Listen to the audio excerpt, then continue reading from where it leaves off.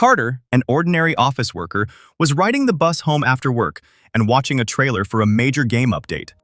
The year was 2023, and with the advancement of technology, the quality of games had improved, and the era of virtual reality games had arrived. Carter's lifelong game was Above Fantasy, or Above Fantasy for short. This game is less popular than those that came out around the same time. The reason is that the system of this game is so realistic that the difficulty level is quite high. And unlike other games where you can become stronger by simply spending money, thanks to donations, in NADFANT you only pay when you buy the game itself. And there are practically no incentives for charging. There are things in which you cannot become stronger if you do not have the skills. Meanwhile, Carter had already returned to his apartment and closed the door. He threw his bag off his shoulder and quickly ran to the gaming capsule. It was precisely these conditions of the game that attracted the guy to it. Because this game is no longer just a nerd, but a mega nerd. The guy leaned against the capsule, hugging it, and saying that he wanted the work to be finished as soon as possible. And today the game is undergoing its first major update in 3 years. And the scheduled time for the update was midnight, but it was only 7 in the evening. The guy looked at his watch and thought that he needed to get ready for now. He pressed a button on the capsule's body, and its lid opened, revealing a chair inside.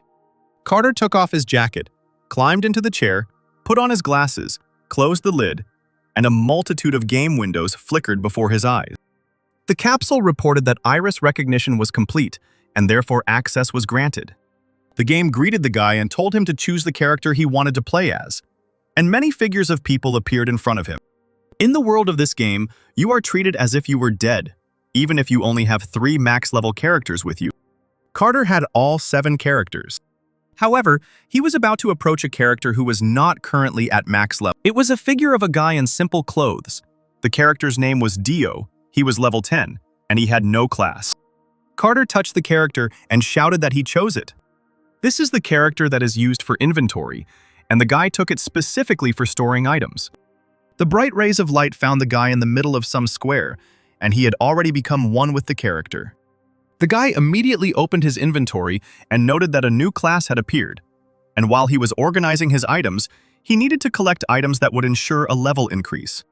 The guy noted with irritation that there were hundreds of different items in his inventory. After a while, Carter ran his hand over his forehead and sighed with relief. He approached the NPC, the warehouse keeper Tony, who was an old man with no hair and a long white beard, and thought about how the only thing left for him was the Evra village warehouse. Organizing the inventory took a long time because the items were so mixed up, and the guy asked Tony to open the subspace. Tony replied that they hadn't seen each other for a long time and that the fee for using it was 1 silver coin. In this game, the system is such that the fee for use increases proportionally to the level. This is also the reason why players keep the character with an inventory until level 10. Carter, looking through the inventory, finally found what he needed. He extended his hand, and she calmly dived into the game window. He pulled out his hand and pulled out a lichen kukri knife and said that he needed to give it to another character. Looking over the inventory again, he asked why he had put all this junk in his inventory. Suddenly, the game displayed a notification that server maintenance for a major update would begin in 15 minutes. The system warned the players that they needed to exit the game to a safe place, and Carter exclaimed in surprise that he had spent a whole 5 hours organizing. The notification from the system disappeared, and the guy thought that he would deal with it when the time came. This was the village of Evra, for which the appropriate level is 100, and as long as you don't go beyond this base, you will be safe even at level 10. Carter continued organizing while the system warned that a major update would occur in 5 minutes. But suddenly the game glitched, and the color of its notifications changed to red instead of blue. And then suddenly there was a bright flash. The guy had his back to all of this, so he didn't notice anything strange. And the game displayed a message that a system error had occurred, and that no more messages could be sent. Soon Carter finally finished organizing his inventory, and exclaimed that he could do it all now. As he stretched, he thought about how hard it had been for him to have to fiddle with this. But suddenly he began to look around nervously. He wondered why he hadn't passed out. Could it be that the verification has been delayed? This can't be the case, since there are no notifications. He thought that he needed to log out of the system directly then. The guy put his finger up and shouted, calling the system. A system window appeared in front of the guy, but it was full of interference. He looked at the corner where the log out button was usually, but now it was gone. So how was he supposed to log out now? The next moment, the guy suddenly realized that all his feelings had become more intense. And although the technology was off the charts, could the game be so realistic? He looked at his hands, which were glowing faintly blue, and thought that something was wrong. Suddenly he clenched his fists and thought that it was a rupture in dimensions. And then he quickly started running, thinking that he needed to go there, to the only place in this game where he could play with others. The very place where you can meet other users. When he got there, Carter discovered only some kind of arch, and the rest of the space was empty. The guy exclaimed in surprise that there should be a gate here, but it was empty. Suddenly, someone crashed into him. As it turned out, it was some little boy who, waving his hand, apologized to the guy. And then he asked him why he was standing, to which Carter did not find an answer, but only stood uncertainly. He looked at his hand again and thought about how the feeling of the collision had been so clear. Beads of sweat ran down his face, and he wondered if this place was really real. The guy gritted his teeth and thought that this couldn't be happening. It was definitely a game. There was just a mistake and the touch sensor was most likely broken. And therefore, when he got out of here, he would definitely sue the game company. But after 3 days, Carter still couldn't get back, and he had no choice but to accept that the game had become reality, and he was also a character with a level 10 inventory. Meanwhile, a soldier on the training ground shouted for the others to put all their energy into it and swing their swords. Carter stood to the side, leaning his back against the boxes, while the soldier, turning to another, cried out how such a weakling could defend the village. After 3 days of struggle, the guy finally accepted the fact that he was now in the game. However, he was hit hard by the fact that he became his own weakest character. However, he could be glad that at least he had money. But the fact that he was in the game did not calm him down at all, and so he desperately grabbed his head, which one soldier noted. Coming closer to him, he asked what Dio was doing here on the training ground. Carter smiled weakly as he looked at the man, who told him that he was just looking around. The soldier asked the guy how about training together, and he reached closer to the guy, in response to which the guy awkwardly laughed and stepped back, refusing the offer. And he himself was thinking that he did not even have a class, so he could train.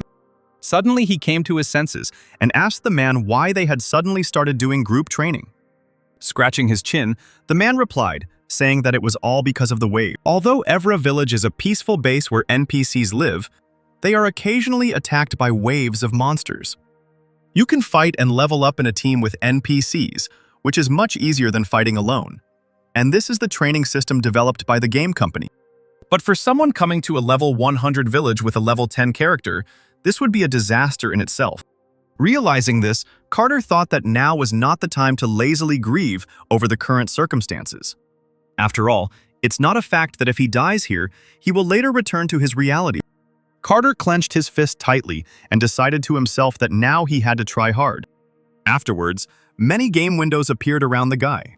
Returning to Tony again, Carter decided that he first needed to properly locate his inventory. He thought that if he changed his character, then he could also change his class. Having found several scrolls, he concluded that the classes available to him now were Martial Arts Master and Assassin. However, the guy's character stats were too low for him to change his class. But suddenly he found another scroll that was glowing with purple light, and he noticed that the purple color could only be seen when the second stage title changed. The scroll opened, and as it turned out, it allowed you to change your title and move to the second stage depending on your existing status. And this scroll can be used at the altar of the Forgotten Temple, and the guy thought that he cannot use this. But suddenly, reading the scroll again, he noticed with surprise that he could use it. Could this really be a hidden part of the game that he didn't know about yet? This game is more realistic than any other virtual reality game, and it has been carefully designed.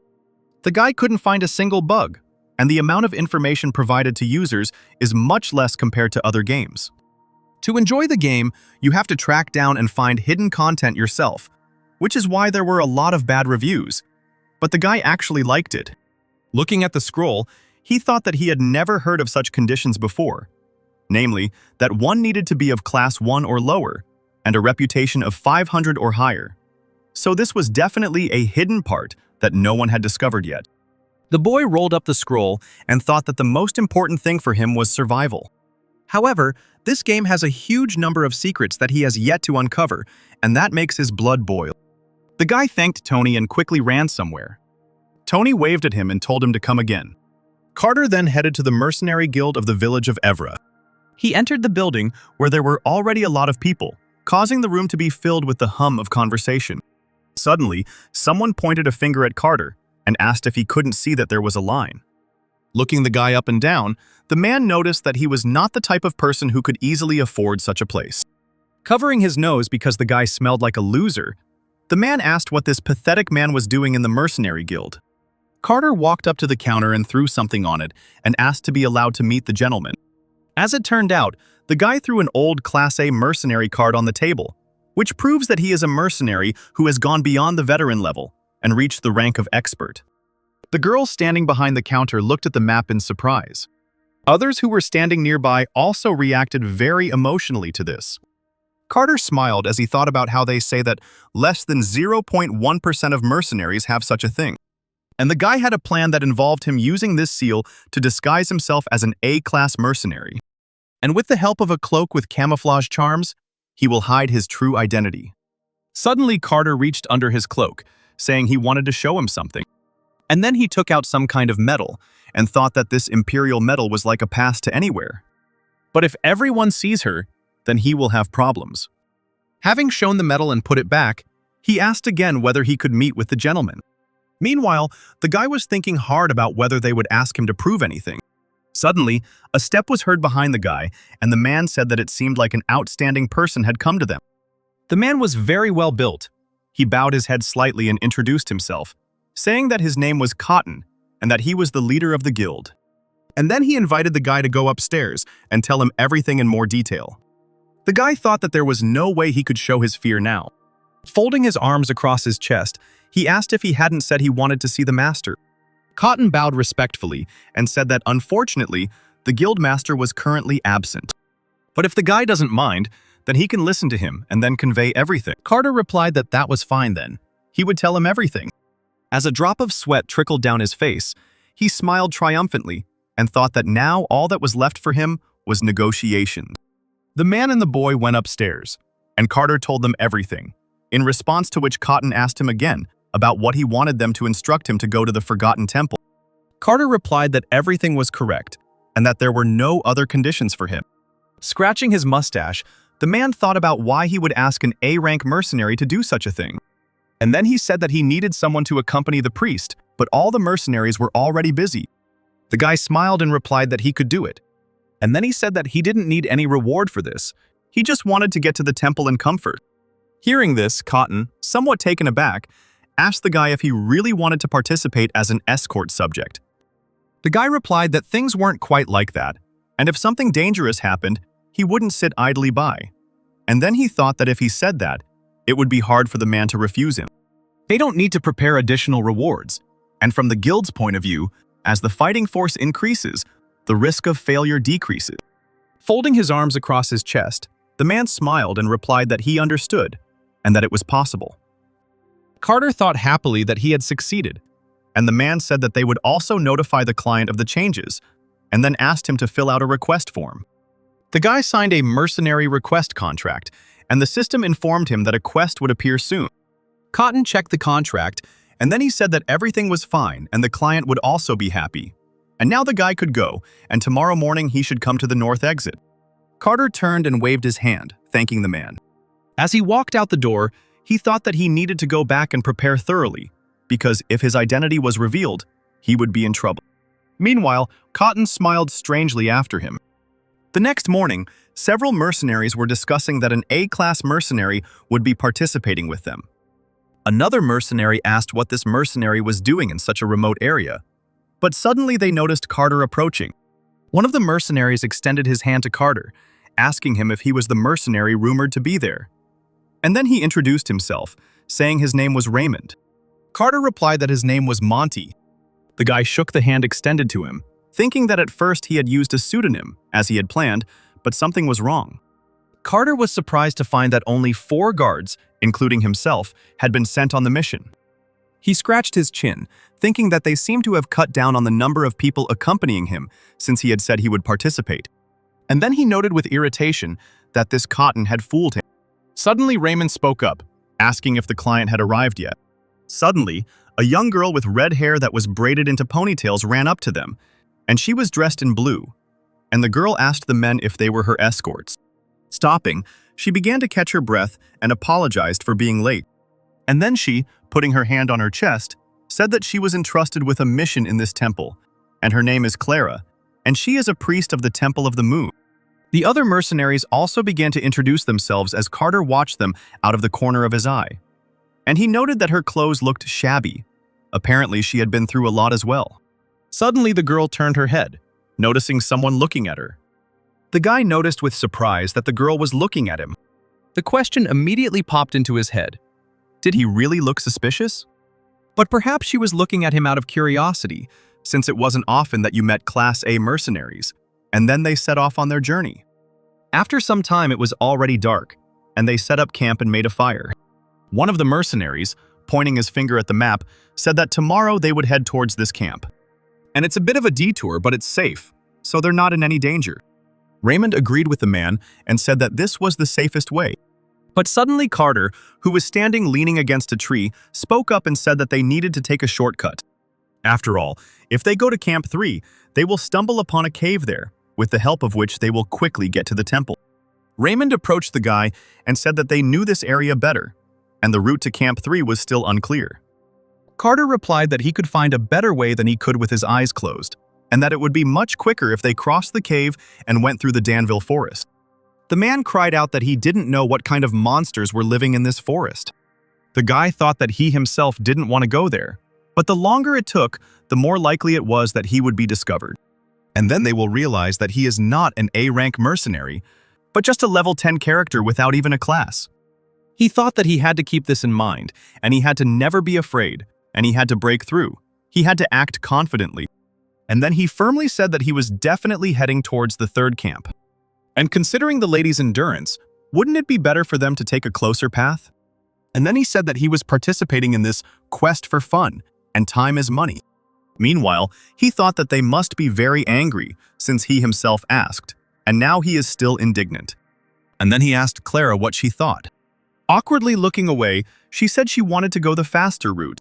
The rest of the mercenaries sighed wearily. And then Raymond said that so be it, but if suddenly something gets out of control, he hopes that Mr. Aranga can resolve everything for them. Carter told them not to worry, but he was glad that he was able to so easily attract the girl to his side. The next morning, Carter got up and began to stretch. And then he noted with irritation that his whole body had become stiff. But if this were all a game, just one night of sleep would have removed all his fatigue. But now that all this has become his reality, he will simply die of exhaustion. Raymond turned to Carter and asked him if they would definitely reach the cave if they went this way, to which the guy replied that they would definitely, and if they deviated from this path, they would end up in werewolf territory. So it would be better if they did not do that. But suddenly the man went somewhere to the side, which angered the guy a little. Looking at the guy, the man asked why he should obey him. Carter was at a loss for words and thought that he was probably very upset about yesterday, but he could use that to show them who was boss. Sometime later, the mercenaries decided to stop for a short rest. But suddenly someone's loud scream was heard. It turned out it was Raymond, who was running from a werewolf, and the system reported that he was suffering from bleeding. Carter, noticing him, said with a smile that he had warned him to be careful. The other mercenaries, taking up their weapons, rushed to help their comrade, and one of them shouted for Carter to help them instead of watching. The guy waves his hand and replied that he had warned them, and therefore they should deal with it themselves. This statement angered the mercenaries, and one of them shouted that all he could do was talk. Folding his arms across his chest and smiling, he told Clara to stay behind him. And then he thought that this was an excellent opportunity to test the strength of these mercenaries. A fierce battle began. The werewolf swung his claws, and the mercenary defended himself with a shield. Carter thought that even though they were D ranks, they were still above level 100.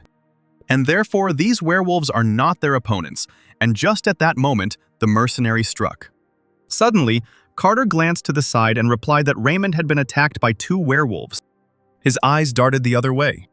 He looked at the other werewolf and concluded that this one would die soon. Suddenly, the guy pulled out some small club from his cloak, thinking that he had demonstratively called himself an A-rank mercenary, and now it was time to show his cool side. The guy, throwing the weapon over his shoulder, walked forward, telling the girl that he had to help them. Suddenly, something hit Raymond on the arm, and Carter thought that these mercenaries had enough skills to catch 1 or 2 werewolves. However, if you don't have this skill, it will be difficult to finish the game without getting hurt, and, as it turned out, it was he who hit the man on the arm. Carter walked past another mercenary and told him to retreat. The mercenary, confused, asked what the guy was talking about. Raymond turned around and asked the guy if he had really decided to join when they had already caught everyone. And then he noted that being an A-rank mercenary wasn't that difficult back then. Carter replied that it must be them.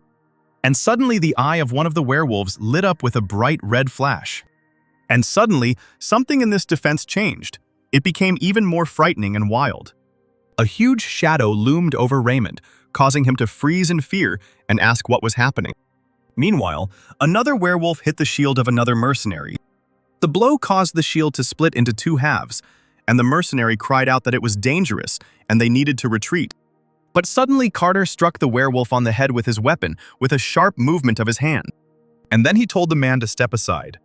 Meanwhile, the werewolf, shocked by this blow, stood at the sky, while stars circled around his head. And then the huge carcass of this beast fell to the ground with a loud sound. The mercenaries looked at the werewolf's body in surprise, because in their eyes the guy had defeated him with 1 blow. However, this trick uses the characteristics of magical beasts. The beasts enter a frenzy state immediately before death, and in this state, their physical abilities are increased, and a certain amount of damage is negated. And the solution that the guy used against such a magical beast was to use a calming plant. The boy hit his palm with the weapon, thinking that he had applied this plant to the weapon, and that was why he had managed to overcome rabies. Suddenly, he walked forward and told everyone else to step back. And since the guy remembered all the monster's habits, the difference of 100 levels no longer matters much. The werewolf attacked the boy, but Carter anticipated every blow. The first attack with claws goes from right to left. He needs to dodge the second attack. When the distance increases, you need to attack head-on. The boy jumped up when the werewolf reached him, thinking that something like this would make the werewolf turn its back. After a blow to the head, the opponent cannot stand on his feet, and this lasts about 5 seconds. And then you can strike absolutely any blow. Raising his hand with the weapon up, Carter with a sharp movement struck the monster in the stomach. And then he struck the monster in the head, causing the monster's head to fall back and blood to spurt out like a fountain.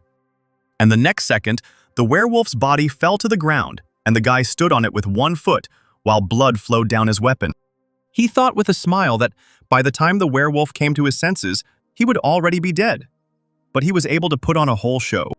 If the werewolf had been in a normal state, he wouldn't have been hurt, because the guy wouldn't have hit him.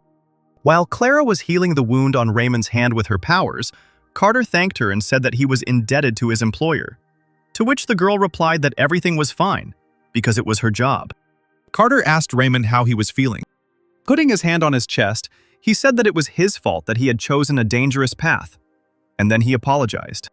Awkwardly looking away and placing his hand on his head, the man replied that everything was fine, and that it was his fault too. The other mercenaries were discussing among themselves that even if the guy was a little rude to them, his skills were acceptable and he himself wasn't that bad.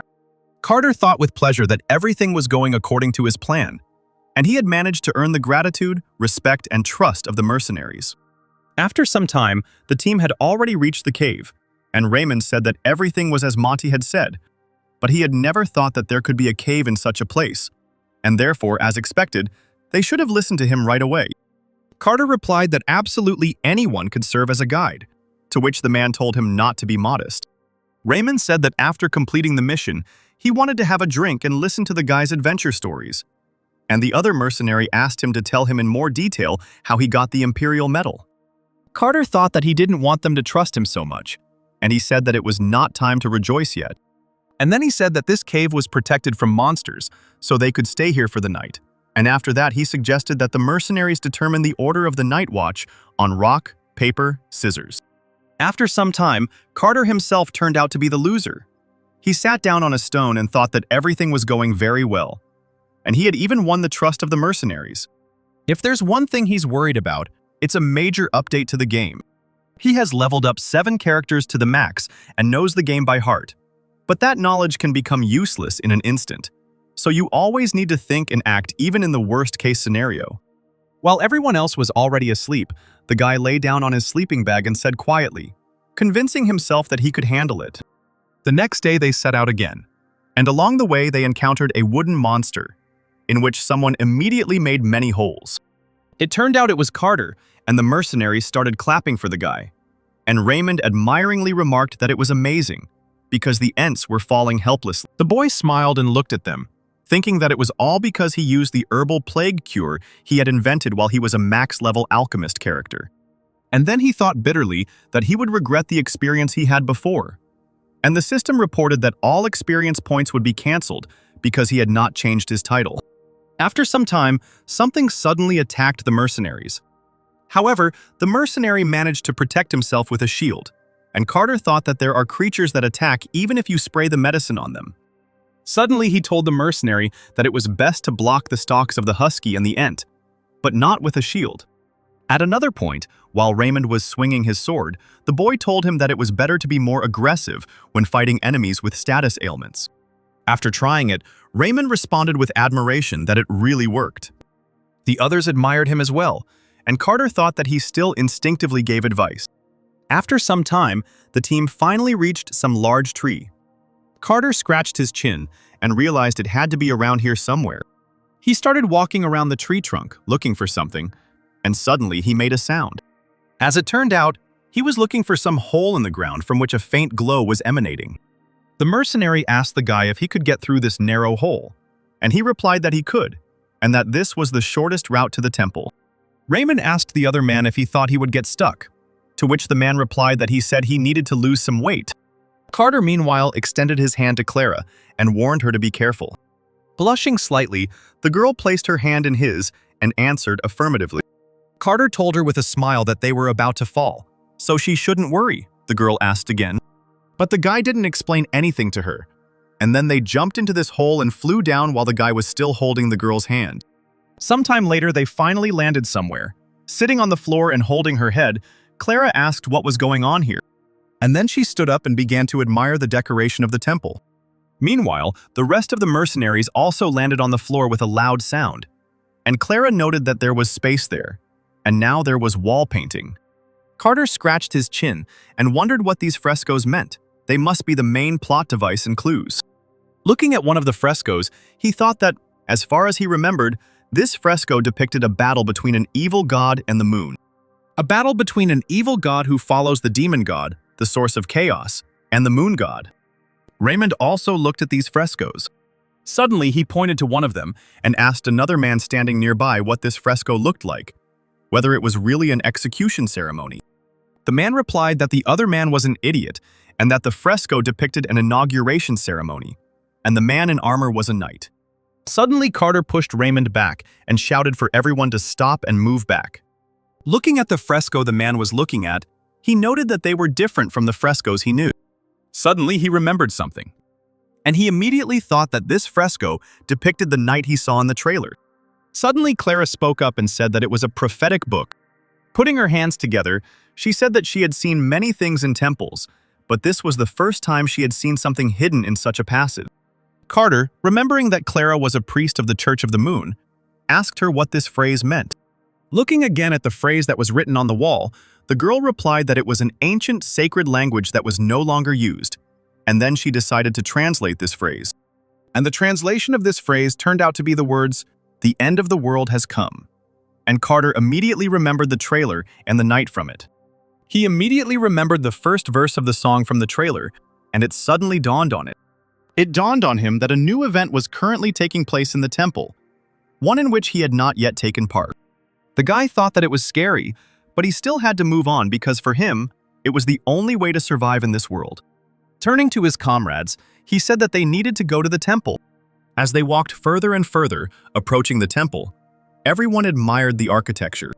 Suddenly, they noticed a statue standing on one knee and holding a spear in its right hand. Carter, looking at the statue, replied that first there was the fresco from the previous video, and now there is also the knight in armor from the trailer. Clara blushed slightly and noted that it was a very beautiful stone statue. Carter said that he felt like she could start moving at any moment, and he himself thought that this would definitely happen someday. But Klana happily began to calm the guy down, telling him that there was nothing to worry about because the church had already confirmed that there was no risk here. But the guy didn't believe it, but didn't show it. And he thought about how, when an NPC comes along, everything changes. And if this statue is indeed the guardian of the temple, then he certainly wasn't prepared to fight it with such force, and would be killed in the blink of an eye. Suddenly, someone exclaimed that he saw an altar, and the system reported that they had entered the area of a lost ancient heritage. The system reported that the first condition of the quest had been successfully completed, and Clara meanwhile bowed to the men, thanking them and saying that thanks to them, they all arrived safely. The guy thought that the mission of escorting the priest was completed, and the next goal was to change the character. And suddenly, the next second, the very same scroll from which purple light emanated appeared in front of the guy, and it immediately opened. The boy's eyes widened in surprise, and the system reported that the hidden conditions of the ancient legacy had been fulfilled. And suddenly the writing on the scroll began to glow, and everything around started shaking. Clara asked, confused, what was going on here? Meanwhile, the statue also began to shake, and pieces began to fall from it. But suddenly the statue's eyes glowed purple, and suddenly the entire stone flew away from it, revealing something black. Raymond, in a panic, drew the other's attention to the light emanating from the statue. Hearing this, Carter looked in that direction in fear and confusion. And, as it turned out, now instead of a statue, there was a huge knight in black armor. Carter, seeing this, finally realized that this statue was not a guardian. And this is the Death Knight, an enemy that even level 300 players fight, a cursed paladin who transcends death. The guy chuckled and said that this was definitely not the kind of monster that would appear on a level 100 field. He pursed his lips as he thought about how there were more than 300 Death Knights on the level 100 field. And so his nerd instincts speak for themselves that this is an unexpected event, and therefore defeating the Death Knight is not the ultimate goal. The developers are very secretive about their intentions for planning all the events, so there must be another way to deal with this. Suddenly, another scroll flashed next to the guy, and the system said that the guy had the Book of Changes, and a forced hidden quest was activated. Carter placed his palm on the scroll, and the system informed him that he was to receive the Death Knight's sword. And suddenly the guy remembered how he searched the internet for a strategy to easily defeat a Death Knight, to which someone said that anyone who chose a paladin knows how weak he is against divine power. Among the NPCs, you need to take a priest, and you need to put the shield used by the priest on the Death Knight. If you do this, you can crush the Death Knight, break his shield, and skip phase 1. The guy thought that this was exactly what he needed, but suddenly the floor around him burst into flames. The knight extended his hand and asked how the boy dared to enter the sanctuary. Clara suddenly exclaimed, turning to the guy that it was dangerous. Carter responded by walking up to her and grabbing her shoulder, telling her to prepare her holy shield. And he thought that the trigger that caused this sudden event was the change in his title. So the event requirement will likely be level 10 or below, and no class. Clara asked the guy if he was really going to fight, and then she exclaimed that she would not allow this because there was no chance of winning. Carter took the girl by the shoulders and leaned down to look into her eyes. And then he said that they would not be able to escape, and therefore she must put the holy shield on the Death Knight as soon as possible. The girl looked behind the guy's back at the knight, and he once again urged her to hurry. The girl's body shook slightly with fear, and she gripped her staff tighter. And then her staff began to glow, and she closed her eyes and cast a spell. The protection of the holy moonlight will protect us. And then she waved her hand and pointed the staff straight towards the knight. Suddenly, Carter placed his hand on the girl's hand, and the light coming from the staff changed slightly. And then he cried out that it was time, and Clara called upon the holy shield. Numerous light chains surrounded the knight. A shield appeared around him as the chains bound him, and the girl cried out that it had worked. Carter, looking at the girl, thought that it was surprising that she used the shield as a rope to hold him. But suddenly the guy said that it was too early to relax. After some time, the holy shield fell, and the knight's sword appeared above his head. The knight lowered his hand down, and his palm glowed with purple light. Carter smiled slightly and thought that the first stage had been completed, all thanks to his strategy. But now the second stage begins, and many swords rise into the air above the knight's head. These swords suddenly fell to the floor, sticking into it. Clara screamed again that it was dangerous. But suddenly Carter shouted out his question about whether she didn't recognize him. Suddenly, the system reported that the conditions were met, and the knight's eyes glowed yellow. The guy thought that in any game, a Death Knight is an ordinary opponent, and therefore the Death Knight's business is allowed. The system reported that dialogue had been activated, and Carter thought that if he told a story related to himself, then maybe he could move on to the second stage. He noted out loud that these were all clues to the quest. They were all in the trailer. Mistress Dark, the golden armored paladin seen in the trailer. She waited for the carrion, who had gone off to get reinforcements.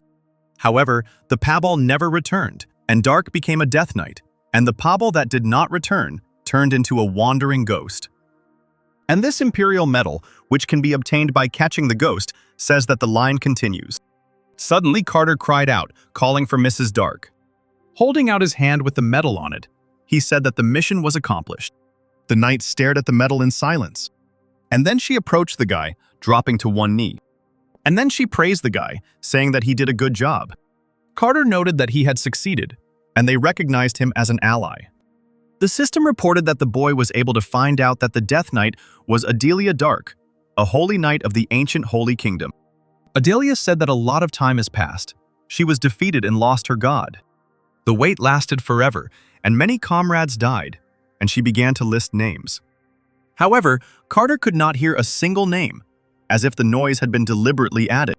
Looking at the medal, he thought that it seemed that not all the conditions were met. He began to think actively, trying to understand what else he might have missed. Meanwhile, the knight raised her sword in front of her, from which bright lines of light emanated, and she said that it awakened forgotten hope. And then she swung her sword sharply.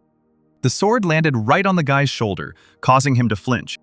And he thought that it looked like the inauguration ceremony shown in the fresco. Suddenly he remembered the words from the trailer.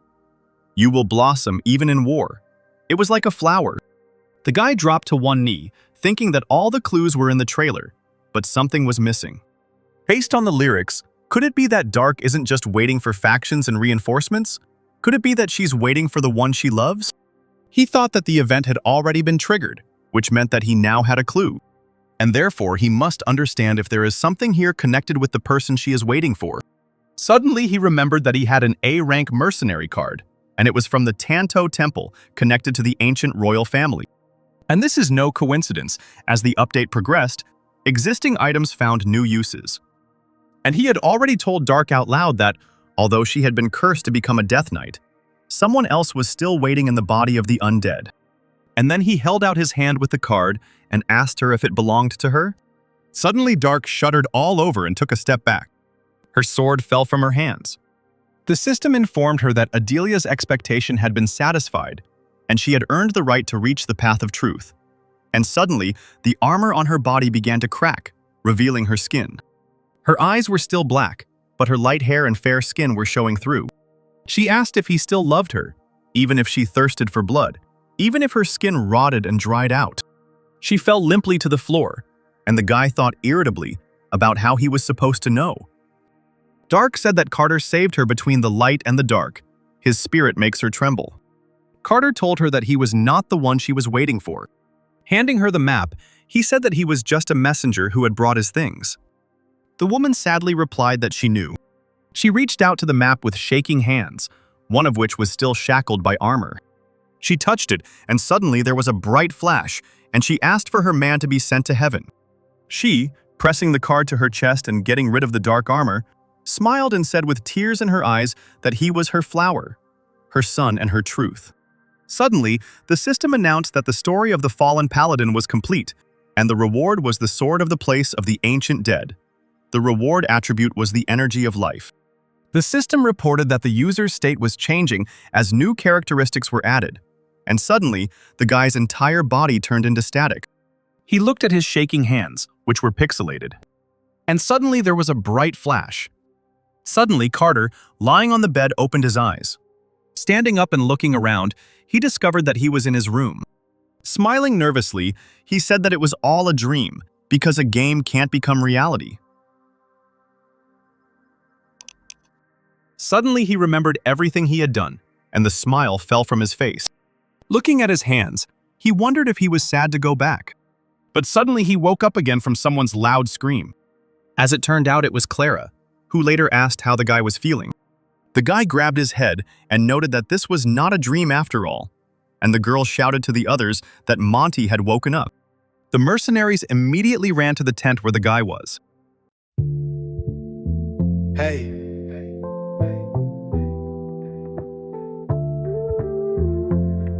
Yo. Rolling down the block, let the speakers knock. Palm trees, west breeze, let the heat unlock. Mind steady on the hustle, never sleep, no stop. Got my eyes on the prize, gotta reach that top. Reminiscing on the days when we had no hope. Now we sipping on success, twisting game like rope. Still feel the pain from the ones we lost, but the lessons in the struggle make a boss. Blowing chronic in the wind, let the world spin. Ain't no telling where I'm going, but I know where I've been. Every scar on my soul, every fight, every sin. I just ride with the vibe, let the light shine in. OGs taught me game, now I preach that truth. From the cradle to the grave, gotta lace my youth. Ain't no fairy tales here, just the way we live. Trying to balance out the pain with the love I give. Every night city lights paint the sky like dreams, but the demons in the dark whisper coldest schemes. So I keep my circle tight, real ones by my side. Through the lows, through the highs, we gon' ride. Blowing chronic in the wind, let the world spin.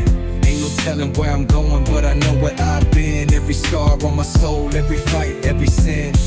I just ride with the vibe, let the light shine in. One love to the struggle, one love to the game. One love to the lost ones still calling their names. Through the fire, through the rain, real G's don't fold. Chronic vibes in my soul, let the story be told.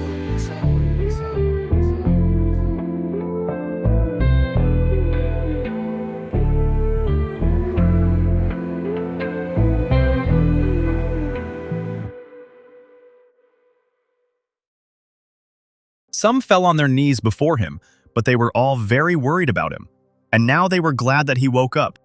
Carter, annoyed, thought about how those guys had run away as soon as the Death Knight showed up, but all he said was that he was fine. The mercenaries left the tent, allowing the guy to rest alone. Suddenly, an icon with a new sword appeared above the guy's head, and he said that it was the first time he saw a detailed item, and why did it have such special restrictions? He thought as he sat on the ground that this was expected, but there were too many changes. He could only find out that the core of this update was the Ancient Holy Kingdom. Carter swore under his breath. He thought that he had never imagined that his advantages would end like this, and since his life now depended on it, he needed to be more careful. Carter stood up and walked out of the tent.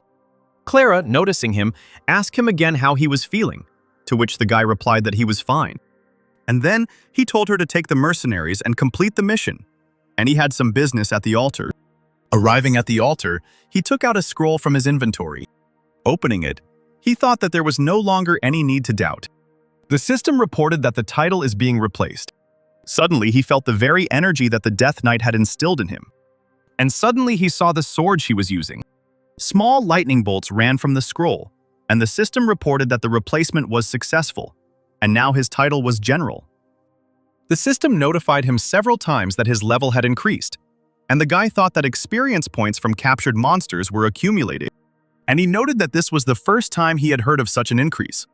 Looking at the specs, he noted that it was a normal level, so was he really overdoing it with his expectation?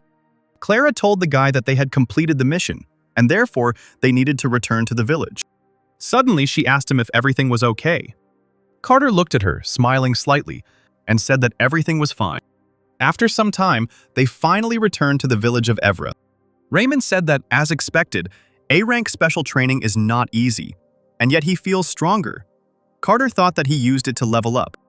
The man suggested that the boy return to the guild and report, to which he replied that he was tired and did not ask for a reward at all. Suddenly, Clara cried out that, although the boy did not want to receive the reward, but since special circumstances arose, the Church of the Moon would provide him with a reward. Raymond told Carrier not to be so mean and offered him a drink. The guy thought he sounded like an older brother. And then he thought, he was attached to these guys, but now he has things to do first. And then he turned and walked away, waving his hand, and said that he had urgent business. And he himself thought that it would be better for him to stay away since he had lied about his identity. The mercenaries looked after him with disappointment and sadness. Once he reached the room, Carter was finally able to remove his hood. And then he told himself that now he needed to seriously prepare. The reason he took such a risk and measured the title was because of the monster wave. Carter brought up the status window, and a blue game window appeared in front of him. In this window, he noticed the class Forgotten Swordsman, and he noted that, as expected, this was the first time he had seen it. He thought that it might be related to the Death Knight and Adelia Dark, because the red energy he received from the Death Knight was the key to the shift. He thought that he needed to calm down, because this wasn't the first time he was leveling up a character. I don't know anything. But suddenly he came to his senses. All other max-level characters have been leveled up following his path, but the difference now is that it's now a reality. Carter clenched his fist and told himself again that his yellow wave of monsters. And so he needs to focus only on this. He thought that now he needed to test the skills he had acquired when he changed his title. The first skill was Vow of Liberation, which could neutralize all of the target's deviations by consuming the stamina of the one who uses the ability. And 10% of the caster's stats are lost whenever he makes a contract. Carter wondered if it was too risky. Is the destruction of characteristics a good skill? And if the subject is stronger than him, the skill will not work. And if weaker, it will be useless. Is that good? The next skill was Cutting. Carter asked, taken aback, if this wasn't a normal blow. However, this was also a skill, and so he decided to try it. And suddenly, the space under his feet glowed red. The wind picked up, and the system reported that the skill would change accordingly, depending on the player's status. The boy looked at his hand and noted that it was the red energy he had received from the Death Knight. Suddenly, the system reported that the power of the Forgotten Swordsman recognized the Seal of Fire, and the skill Cut was changed. Opening his eyes again when everything had become quiet, Carter saw a window in front of him that talked about the Firegrass technique. The guy thought that this was incredible. The skill development conditions appeared before him, the fourth of which was unknown, and Carter now understood why he had such a title. After all, his skills are now modified by the power received from the Death Knight. He noted that the Flame Essence, which is a condition for skill development, is stored in one inventory in another city. While packing his things, the guy thought that first of all he needed to level up to improve his skills. After some time, he reached a place where he began to kill level 83 armored turtles. He remembered that these monsters were big, but slow. Suddenly the turtle struck with its big paw. But the boy dodged and struck with his sword, thinking that if he dodged and aimed for weak spots, the difference in levels would be easily overcome. Carter was already level 36. After killing the turtle, he noted that it was not in vain that he had raised the sword to the maximum level. However, if he had a better sword instead of this basic one, he would have been able to cope faster. But he could not use the weapon that was in his inventory because it did not correspond to his level. Thinking that he still had a lot of work to do, he continued killing turtles, raising his skill level. He had to move on because who, if not him? After some time, the guy's skill level was 38.4 out of 100. And after some time, Carter finally reached level 50, and he leaned tiredly on his sword. There were a lot of dead turtles around, and the guy fell to his knees on the ground. His face looked tired, and he thought that he was on the verge of death, but now he just needed to take the items, and that was it. Meanwhile, there were 5.5 hours left before the wave of monsters. Meanwhile, the knights in the city were preparing with all their might for this wave of monsters. Meanwhile, they were getting closer and closer to the city walls. Having noticed them, the archers were ordered to stand at the ready, and then a multitude of arrows began to fly at the monsters from above. These arrows hit the monsters, sticking into their bodies. The knights were ordered to use shields, and they held them out in front of them. And a fierce battle began. The commander cried out that ranks number 3 were disorganized, and he ordered that this be corrected. He ordered the spearmen to remain in formation. Suddenly, someone quickly moved past him and ate lunch. And then this someone, with a sharp movement of his hand, cut the monster with a sword. The knight, noticing this man, joyfully cried out that he was the mercenary Monty. The knight, shaking his hand, thanked him and said that it seemed the boy had gained some fame. Suddenly, the knight noticed that the guy looked somehow familiar, which made him shudder. Carter thought that he actually knew this NPC. The knight asked the guy where they could have met, in response to which the guy only replied that it seemed to him, and the answer was a look. The man said that in any case, he was grateful, and it was very encouraging that he was an A-rank mercenary. And then he said that his squad would help him, to which the guy replied that they could rely on him.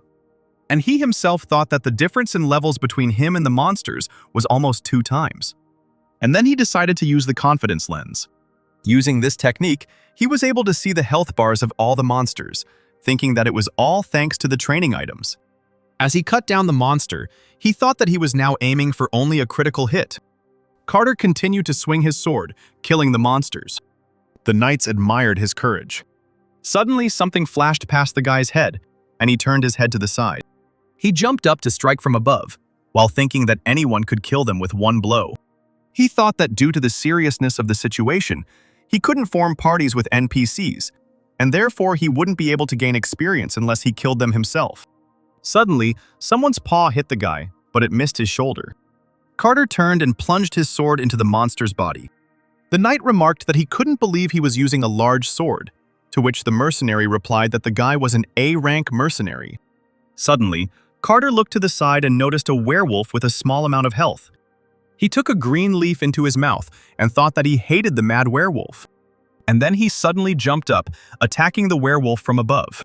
Having flown onto the werewolf's back, the guy plunged his sword straight into the monster's neck, and its end came out on the other side. The knight whom the boy saved thanked the boy, but suddenly he was pulled back. As it turned out, another monster was about to attack the man. But the guy quickly noticed this, and pushing the man away, he struck the monster with a sword. The man sank to the ground in surprise, while Carter noted that this all irritated him. And he looked at the status windows that showed the experience gained. As he walked away from the man, he thought about turning off the status windows for a while. Meanwhile, the other knights continued their fierce battle. Carter looked to the side and saw several praying mantises there, which were low on health. He gripped his sword tighter. And then he quickly ran towards them, thinking that they were the very prey he was looking for. With a sharp movement of his hand, he swung his sword, striking the bodies of the monsters and killing one of them. The guy killed the second one, and the knight fell to the ground, screaming that the attack was not too strong, and the monsters would strike back. Moving deftly, Carter replied that it would not be so. And then he struck the third monster, killing it. The knight asked the boy why he would attack like that. Carter swung his sword around himself, killing another monster. And then he plunged his sword into the last fifth monster. And suddenly there was an explosion. The knights stared at this in surprise, not expecting the guy to use magic. They asked in surprise if this guy was really a magic swordsman. The monsters were blown to pieces by the explosion, and the knights exclaimed that it seemed the rumor that he had received an imperial medal was true. Some time ago, Carter, sitting tiredly on the ground, noted that he had finally reached level 100, and now he had unlocked a new skill, explosion. The guy began to read the description of the skill, and he became more and more surprised. Standing up, he asked again whether he could now really blow up to 5 characters that he touched with the tip of his sword. As he imagined this, Carter began to think that such skills had a drawback, as they could also affect the caster. Then an idea suddenly occurred to him and he grinned. As it turned out, Carrier managed to find armor in his inventory that protected him from fire. The armor glittered in the sun, and the guy thought that he was now completely resistant to explosions. And then he rushed forward to attack again. He ran forward quickly, swinging his sword, leaving a trail of explosions behind him. He was now invulnerable to fire, but the monsters were very vulnerable.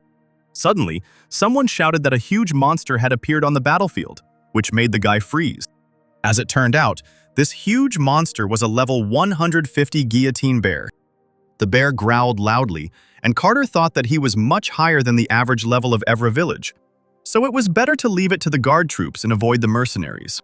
But suddenly the knights cried out that they must leave this Monty. The guy awkwardly said that such special treatment was unacceptable. And then he nevertheless stepped forward and stood in front of the monster, saying that he was still going to catch him. The bear quickly rushed forward, raising his paw to strike. Having reached the guy, he struck with his huge paw at the place where the guy was standing, but he managed to dodge by jumping away.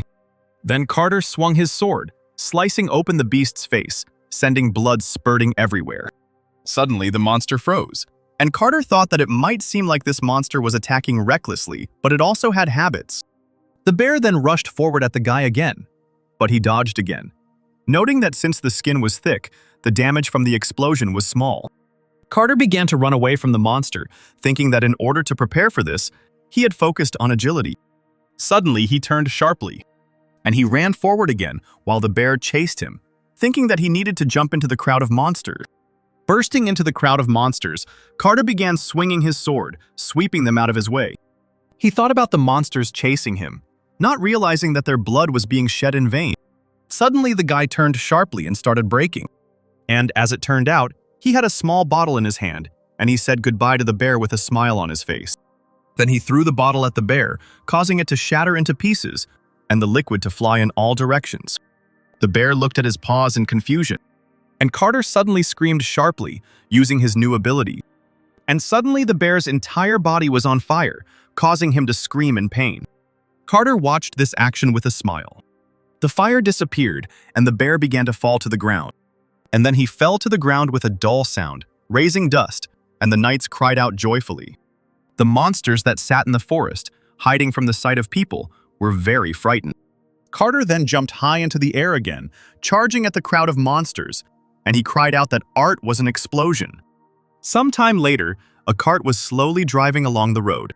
Suddenly, someone stopped the cart and said that there would now be a short inspection. The man walked further, looking into the cart, and seemed to recognize someone. As it turned out, Carter was lying in the cart, sprawled out on the hay.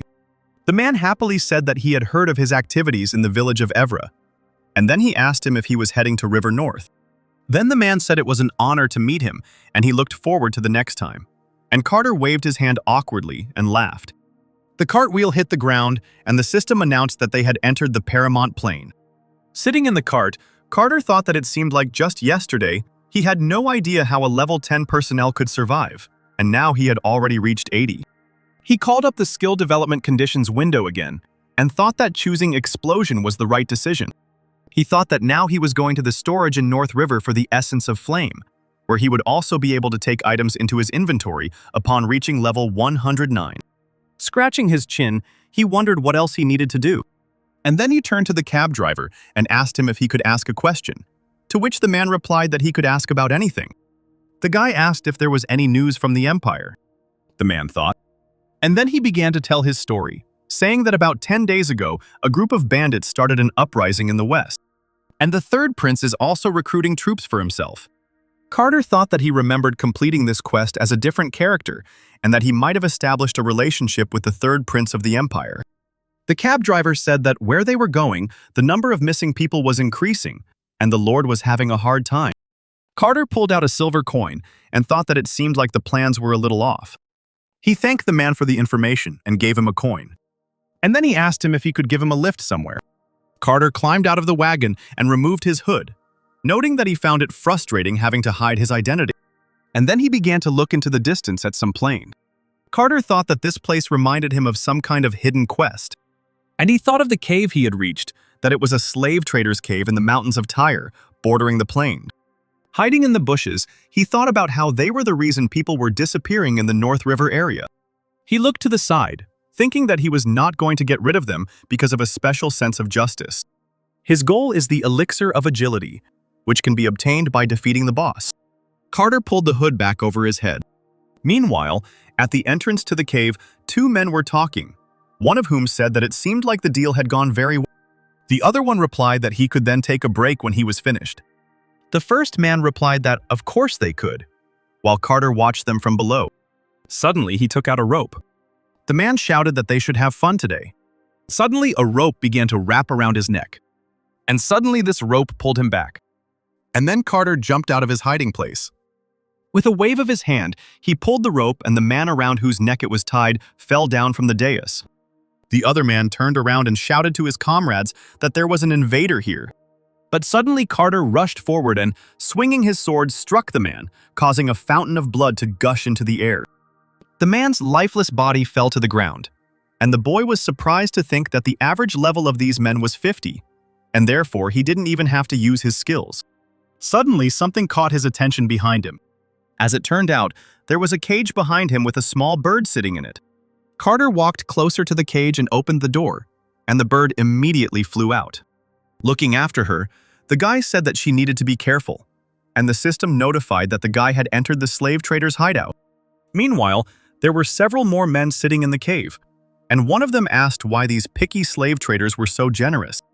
Another man, holding a mug of alcohol in his hand, replied that it didn't matter, but the main thing was that they were getting a lot of money. Then the first one asked whether the people from North River couldn't find them, whether it was because they hid so well. The second one replied that the others should not worry, and then he said that the greedy nobles would not spend their own money on a search. They would not even think about finding this wide plain. Suddenly, a barrel rolled forward.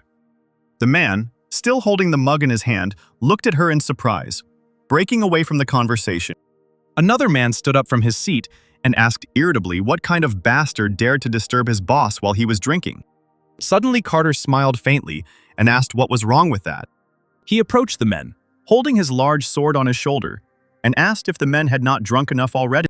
Suddenly, someone's hand fell out of the barrel that rolled into the cave with a quiet thud on the stone floor. The men stared at this in surprise, and then they rushed to attack the guy with knives and fists, screaming that he was a scumbag.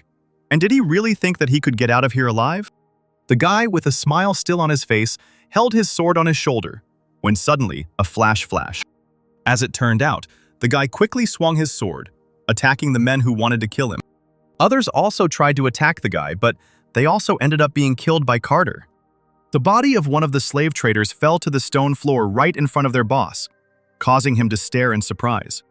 A small tremor of anger ran through his body, and he frowned and clenched his jaw. Carter lowered the tip of his sword, dripping with blood, and said that he had dealt with the rest on the way. He slung the sword back over his shoulder and told the man that he was the only one left. He grinned and said that this was all so exhausting and that they should finish it quickly. After some time, someone's bloody hand desperately reached forward, and its owner cried out, begging for mercy. As it turned out, it was the same boss of the slave traders. He was lying on the floor, trembling slightly, and he asked the guy what he wanted. The man tried to crawl further and further away from the boy, and he desperately cried out that he was only following orders. Carter frowned as he looked at the man and thought that he knew the man had to die.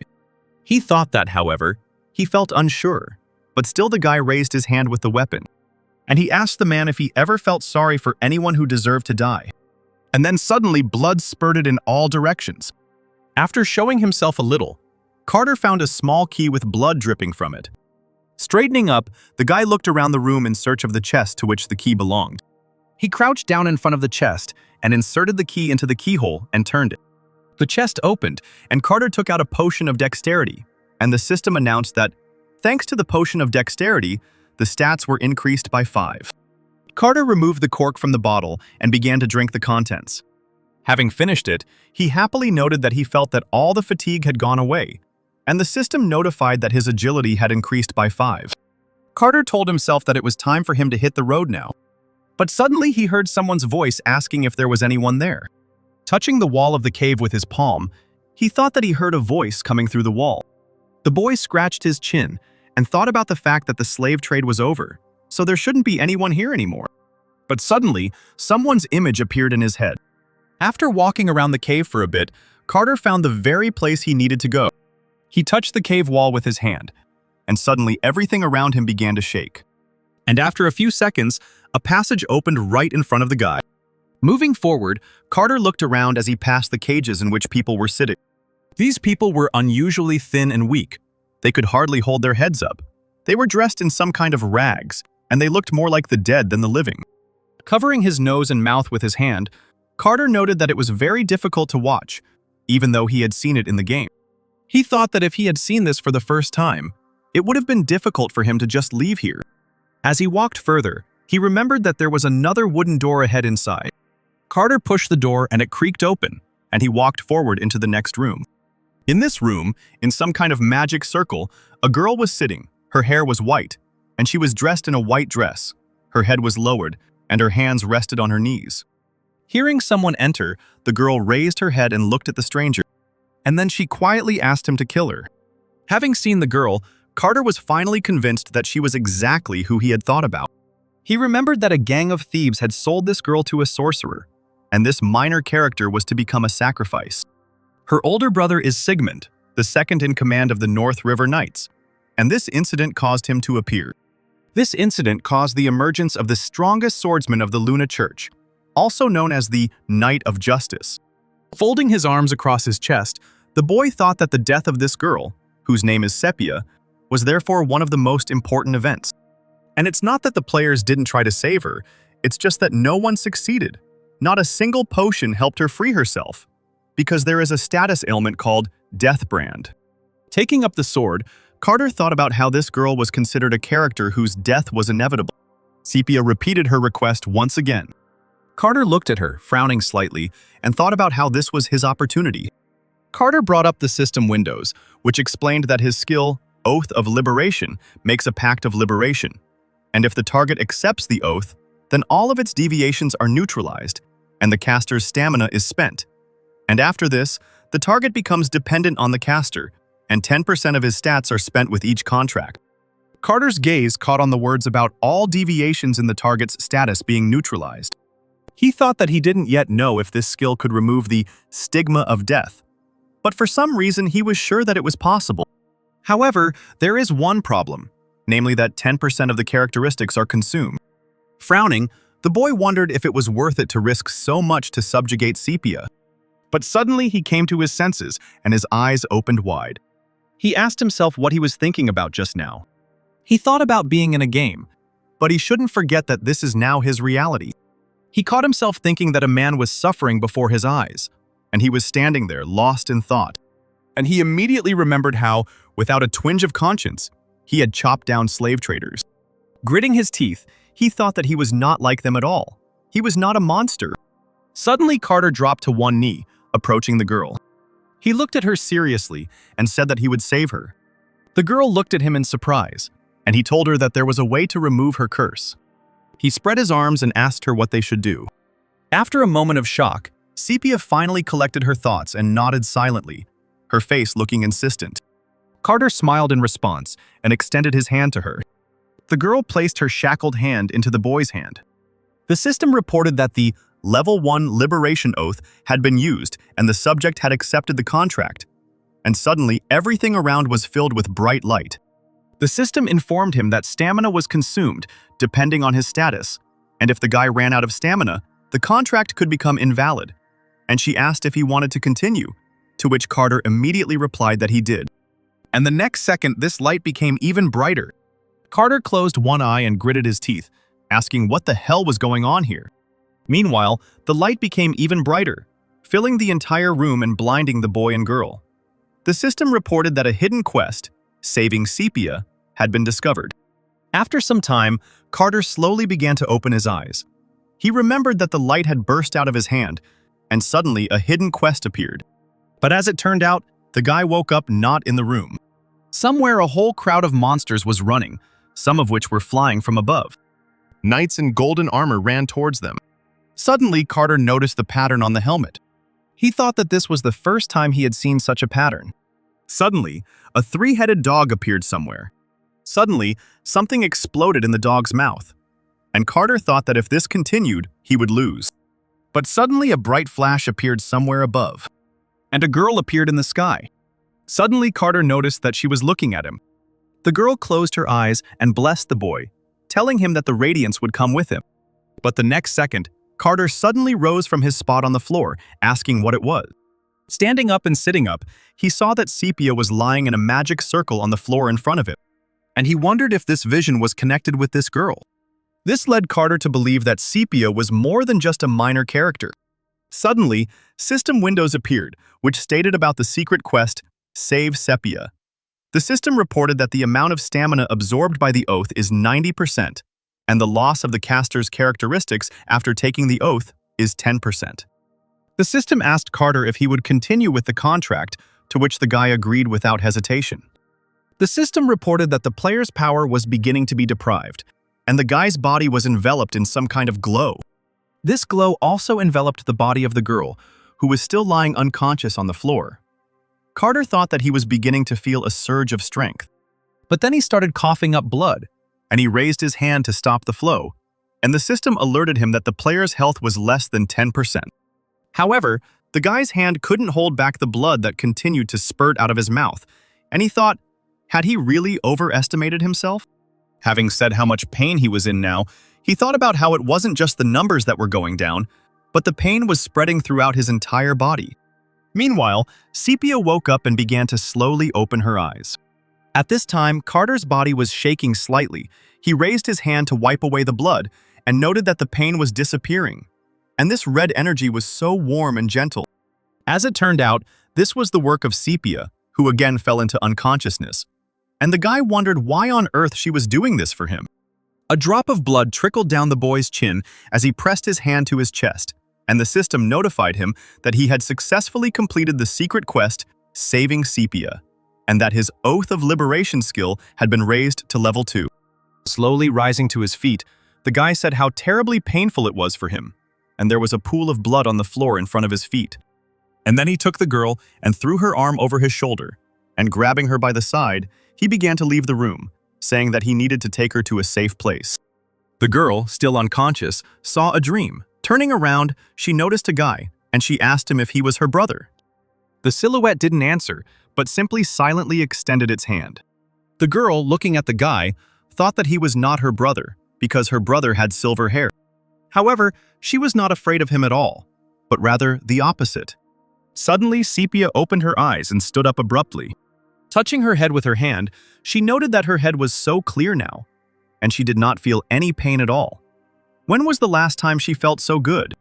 Looking forward, she saw Carter lying on his side, several empty glass bottles laying in front of him, and there were traces of blood on the ground. As she slowly crawled towards him, she wondered why this man had risked himself to save her. Maybe her brother had sent him. She looked at his face closely and noted that the guy didn't look like a knight from North River. And besides, his sword remained perfectly clean, and therefore, it was clearly not sent by her brother. Here, Carter slowly opened his eyes. The eyes of the girl who was very close to him widened in surprise. With a flushed face, she immediately jumped back. Carter sat up with an impassive face and thought to himself in surprise that he had somehow managed to doze off. After some time, having recovered a little, Carter extended his hand to the girl and introduced himself with a smile, saying that his name was Dio. Sepia, looking away, weakly offered his hand in return and also introduced herself, and then thanked him for saving her. Looking at the guy, she still decided to ask if he had come here for her at her brother's request. Carter froze for a bit, not answering this question, and he himself was thinking about the fact that there is no information about Sepia because she is a character who simply disappears from the game. All he knows about her is that she is a victim, and Sigmund's younger sister. He thought that even if he pretended to know Sepia or Sigmund, everything would only get more confused. And so, after a long period of silence, he still asked her who her brother was. The girl looked away in embarrassment, her cheeks still flushed, and she quietly asked him why he had saved her then. Carter swallowed nervously and thought about the question the girl wanted to ask, namely, why he risked his life to save someone he had never seen before. And then he noted that it was better for him to remain silent. But Carter could not remain silent and said that he wanted to hear words of gratitude. After a while, they were still sitting in their small camp by the fire, and Carter thought that this was all strange. The strange thing was that they had already talked a little, but as it turned out, the girl did not remember anything. He thought about how Sepia had made a contract with him and obeyed him, and therefore she would have many restrictions for a long time. And then he looked at the system window of her characteristics. And as one might expect, in it he could see that it had the characteristics of submission, obedience, solidarity, and destruction. He thought that listening meant suffering when disobeying orders, solidarity meant suffering when going beyond a certain distance, and destruction meant death when breaking an oath. His face warmed a little, but then he smiled wryly, thinking that the restrictions were much stricter than he thought. However, if they had not made this oath, the girl would have died a painful death, and therefore the guy thought that he should not blame himself for the fact that she ended up under his control. He decided that he needed to explain everything to her quickly so that she wouldn't worry. And then he asked the girl again about her brother Sigmund being a knight. And then he announced that he had then accompanied her to the North River. Sepia looked to the side and wanted to say something, but she didn't dare, which made the guy think that she still didn't trust him. He frowned slightly, noting that to her he still looked like a common slave trader. And then he suddenly extended his hand to her and told her to take his hand. The girl was a little taken aback by such a request, And then Carter said that it was an order, and both his and the girl's eyes lit up with a yellow light. And Sepia, without thinking, quickly took the guy's hand in both of hers. Afterwards, having recovered from the spell's effect, she asked in confusion what it was and why. Carter pulled his hand back, and then he told her that they were now bound by an oath, and that she was his subordinate. The girl pressed her hand to her chest, and the guy continued, saying that a subordinate suffers if he does not obey orders. And this does not depend on him personally, because they gave this oath to each other themselves. He said that he had to do it to save her, and therefore everything will be exactly like this from now on, even if she is against it. Carter, having finished speaking, frowned and looked at the ground, and he thought that the girl probably wouldn't want to follow an unknown wanderer. And even if she were to reunite with her brother, she would have to leave him again to go with her new master. But to the guy's surprise, the system reported that Sepia's trust had increased by 3 points, and the girl said that she already owed her life to him, and therefore she was ready to follow him. With a smile on his face, Carter noted that he was glad that she understood and accepted it so quickly. And then they decided to go to North River as soon as possible. Meanwhile, a man asked a shaking subordinate, who was lying bowed on the floor, whether the victim had really disappeared. Raising his head, the subordinate replied that when he arrived there, all the bandits were already dead. In response to this, the man sharply raised his hand upward, causing chains to begin to wrap around the other man's body. The irritated man asked if the other knew how important it was to keep an eye on the victim. And after these words, the chains glorified the body of the subordinate, causing blood to spurt out of his mouth like a fountain. The man thought that at first the girl was caught only to deal with the annoying Sigmund. But she turned out to be an archmage, which immediately changed the intention to her. And if they let her go, then the sacrifice will increase from 3 to 7. In a rage, the man raised his hand with the weapon to strike. After some time, another man in a cassock ran into the hall and exclaimed that they had found the place of sacrifice, which meant that they had not gone that far from the cave. The man named Victor walked forward with a confident step and told them to follow everyone, and he would rip the neck of the bastard who had taken their victim apart with his own hands. Meanwhile, the sun was already setting, and Carter sat down on a rock and began to think that Sepia's health had not yet fully recovered, which is why she was moving slowly. The guy had a bad feeling that they needed to get out of this place as soon as possible. As it turned out, the guy was called Sepia, and hearing this, Carter shuddered and was torn away from his thoughts. The girl said that he told her that he was a traveling mercenary, and then she bombarded him with questions about where he got such strength, because she had never heard that such a curse could be removed, and she knows that not everyone can take an oath. Carter thought that she was asking questions just to get some energy, and he answered hesitantly, saying that he got this power from some temple. However, Sepia didn't really believe it, and the system reported that her trust had decreased by 1. Noticing this, Carter thought with annoyance that he had only just raised the trust level to the maximum. He told her to tell him how she was caught. The girl, without looking at the guy, asked him if this was an order. Carter threw up his hands and exclaimed in response that, of course not. He said that she doesn't have to tell him if she doesn't want to. Sepia brought her hand to her face, hiding her smile, and thought that maybe this guy wasn't as bad as she thought, and her trust increased by 1. And then she said that she had nothing to hide from the man who saved her. But suddenly Carter grabbed her wrist and pulled her closer to him. Not understanding what was happening, Sepia asked why he had grabbed her so suddenly. But the guy just told her to look back, and the girl turned her head.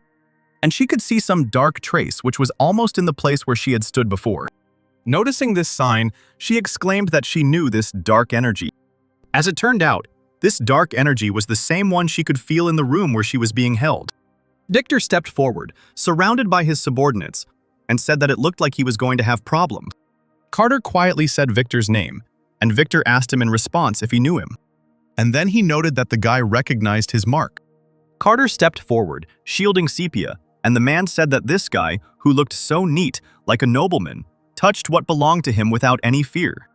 With a smirk on his face, Carter responded, telling him to take it as he wanted. And the guy with a sharp wave of his hand threw something towards the man. As it turned out, these were some wooden blocks with a red symbol depicted on them. And then, when these bars touched their targets, they exploded. Carter chuckled and noted that Victor had that same power. As it turned out, these explosions had no effect on the man at all. And he asked the guy if it was really funny. Carter thought that the man didn't have any serious injuries. After all, he was a third circle wizard. However, Victor had not yet reached the fifth circle, having placed Sepia on the altar as a sacrifice, and the third circle was equal in power to his 80th level. And so the guy thought that he could win, and meanwhile something was flying at him. By tilting his head slightly to the side, Carter managed to dodge the swift attack. And then he rushed forward with the sword that lay on his shoulder. Victor's subordinate, who was casting the spells, noted with irritation that the boy was faster than he thought. But the next second, Carter was already face to face with the man. Then, with a sharp movement of his hand, he swung his sword, striking the man's chest, causing blood to gush out like a fountain. The other subordinate responded by clasping his hands together to cast a defensive spell. But this didn't stop the guy, and he struck the shield. As it turned out, the blow cracked the spellcaster's shield, and Carter's sword passed further, cutting through the man's chest. Victor's other subordinates cried out that they needed to protect their boss until the magic circle was completed. But Carter threw his wooden blocks down again, causing explosions to thunder near the men. Jumping up to attack the other opponents, the boy noted that he had 3 more ahead of him. He swung his sword again, cutting a deep cut into the chest of one of them, noting that there were still 2 left. He swung his hand sharply to the side, cutting the other man's body in 2, and noting that there was still 1 left. Meanwhile, Victor raised his hand up, and some kind of glowing sphere appeared around it, and glowing lines spread through the air. A magic arrow was sent forward, and the man said that this spell would pursue the target to the end, no matter how long it ran. And the man joyfully exclaimed that now it was the end. However, the man's spell did not achieve its goal because the boy shielded himself with something black. With a smile on his face, Carter took a deep breath, and it turned out that he had shielded himself with Victor's subordinate. And then he mockingly noted that fortunately, this blow did not land on him. And then he said that this warlock's ability to aim would hit him. Victor cried out in irritation, and flashes of light appeared from his body, filling the space around him. With a smile on his face, Carter decided to use the explosion again, and said how stupid it was, and asked him if he could hit him with the flash. And then, with a sharp movement, he threw something engulfed in flames at the man and noted that, since this was only the 3rd circle, the spell worked slowly. Victor responded to this with irritation, saying that if he had Sepia, he would have already reached the 7th circle. Frowning, Carter said the man's limit was only 5 laps, no more. This angered Victor even more, and he began to conjure some kind of glowing sphere near his chest. Carter jumped up again with his sword in hand to attack the man, and he decided to hit him with an explosion again. And this explosion reached the man's body. A bright flash shone in front of the gun. The man's entire body was immediately immersed in fire. Landing on the ground, Carter stood up to approach the man engulfed in flames, wanting to finish. But suddenly something made him stop halfway. Looking at Victor, who was screaming in pain, he wondered what this strange feeling was. He noticed that his explosion skill was indeed a flame skill, but it looked a little different now. Meanwhile, tears were streaming down Sepia's cheeks, and she sighed. Her eyes were filled with a glow, and she had her arms crossed over her chest, while the outline of flames could be seen around her body. The girl screamed that the man must now suffer too, and flashes of light filled the space around, and chains flew forward. These chains began to wrap around Victor's body, and then they squeezed him with force, which made him scream even louder. Tears were still streaming down the girl's cheeks, but a smile was visible on her face, and she stretched her arms forward, tightening the chains tighter and tighter. The fire that burned the man's body grew even stronger. The chains tightened even more, and he begged for her to stop. Carter watched all this with surprise on his face. After seeing this scene, he realized that this was NPC magic, and it could only be found in later versions, and it was only used by those who had risen to the rank of the strongest. Carter, still in shock, turned to look at the girl, amazed that she could use such magic. But suddenly the girl's eyes closed, her face relaxed, and she began to fall to the ground, losing consciousness. However, Carter managed to run up to her and catch her. As he pulled her closer, he thought she couldn't control her abilities yet, but she was doing just fine. Meanwhile, somewhere, the door to the office suddenly swung open, and someone, turning to the vice captain, said that he had found a clue. As it turned out, this vice captain was Sigmund, the youngest second in command of the North River. His subordinate reported that he had noticed a trace on the border in the Tyre Mountains. He continued, saying that it looked like slave traders were involved in this matter, causing the boy's face to darken. He clenched his fist tightly, screaming, "How dare those bastards do this?" And then he waved his hand sharply, ordering his subordinate that they must find them immediately. When the subordinate left, the boy was left alone in the room, and he sadly called his sister by name. After some time, Sepia had already recovered, and they continued on their way. And she, looking around, asked the guy if this was the right path. Turning around, he replied that of course it was. He had told her that he knew a shortcut to the North River. Moving on, the guy noted that the girl still doubted him, and he was just trying to find his way without a map and compass. He didn't want to lose her trust, so he should keep quiet. But he thought that he would have to protect the girl, and therefore he did not expect that she had such strength. Carrying the girl on his back after the battle, he looked at her stats window, which were normal, but her class was still hidden. The guy suggested that she might have the same abilities as her older brother Sigmund.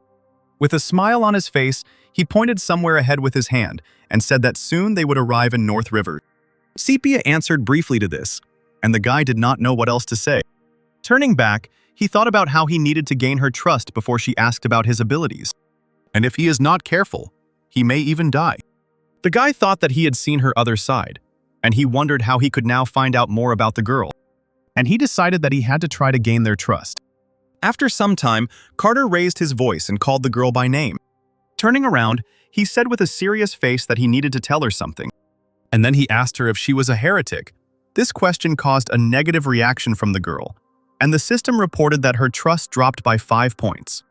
Meanwhile, within the walls of the Atran Cathedral, a girl walked, her red hair braided into 2 ponytails, fluttering behind her with every step.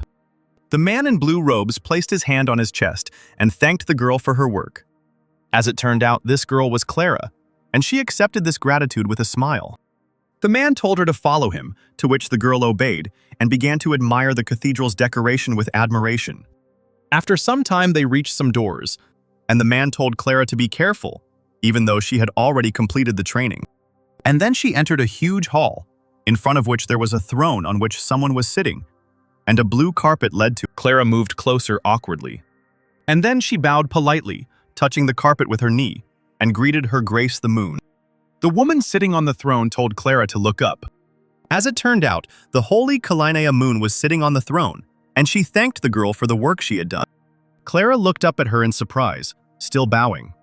Holy Moon quietly tapped her finger on the armrests of the throne and said that the girl must already know why she called her here. And then she said that she heard that the girl had visited a forgotten temple, to which Clara, without hiding, replied that this was indeed the case. And then, the woman told her to tell her everything. She asked her to tell her everything she saw and heard. After some time, Clara told about the Death Knight's fall, and after that, she returned to the village. After these words, the woman interrupted the girl's story, saying that she could stop there. And afterward, she said that Clara had done a good job and had helped the order a lot.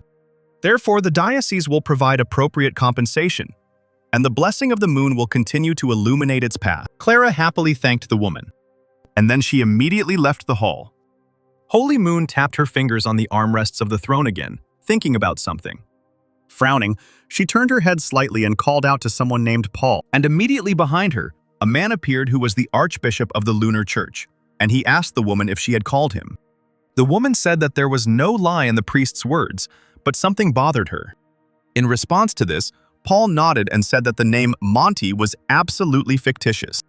In response, the woman ordered the man to send a personal letter to Port River, and it looks like she'll have to follow this guy. Meanwhile, Sepia asked Carter why he thought she was a heretic, and said that most likely those who kidnapped her were heretics. Carter responded by saying that those they call heretics must have something in common.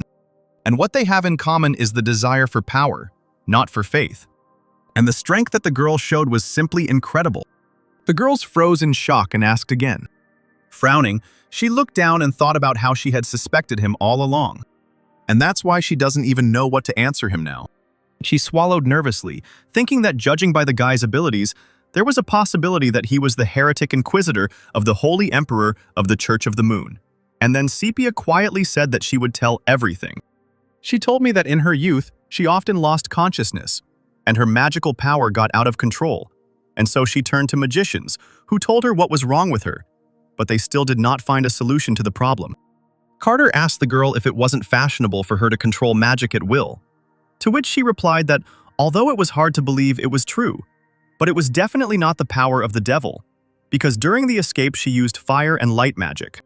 Carter put his hand on his chin and tilted his head to the side, thinking, and he remembered the very vision he had seen when they made the contract with her. And so he wondered if she really possessed divine powers. And Sepia cried out, asking to be believed, and she said that although she looked scary, she would do no harm.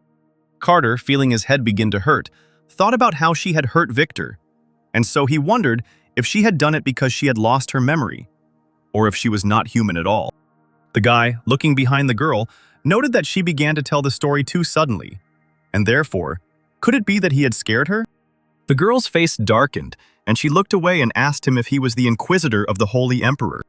Carter waved his hands and noted that he had said that he was an ordinary mercenary. Hearing this, Sepia asked again, somewhat surprised. And then she asked him if he was from the East, in response to which the guy asked why she decided so.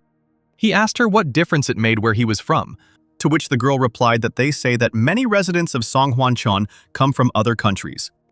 Hearing this, Carter grabbed his head, understanding what she meant, and he confidently declared that he hated heretics. The heretic Inquisitor of the Holy Emperor possesses such enormous power that he is called the first month of the moon. However, the clan itself is not that strong.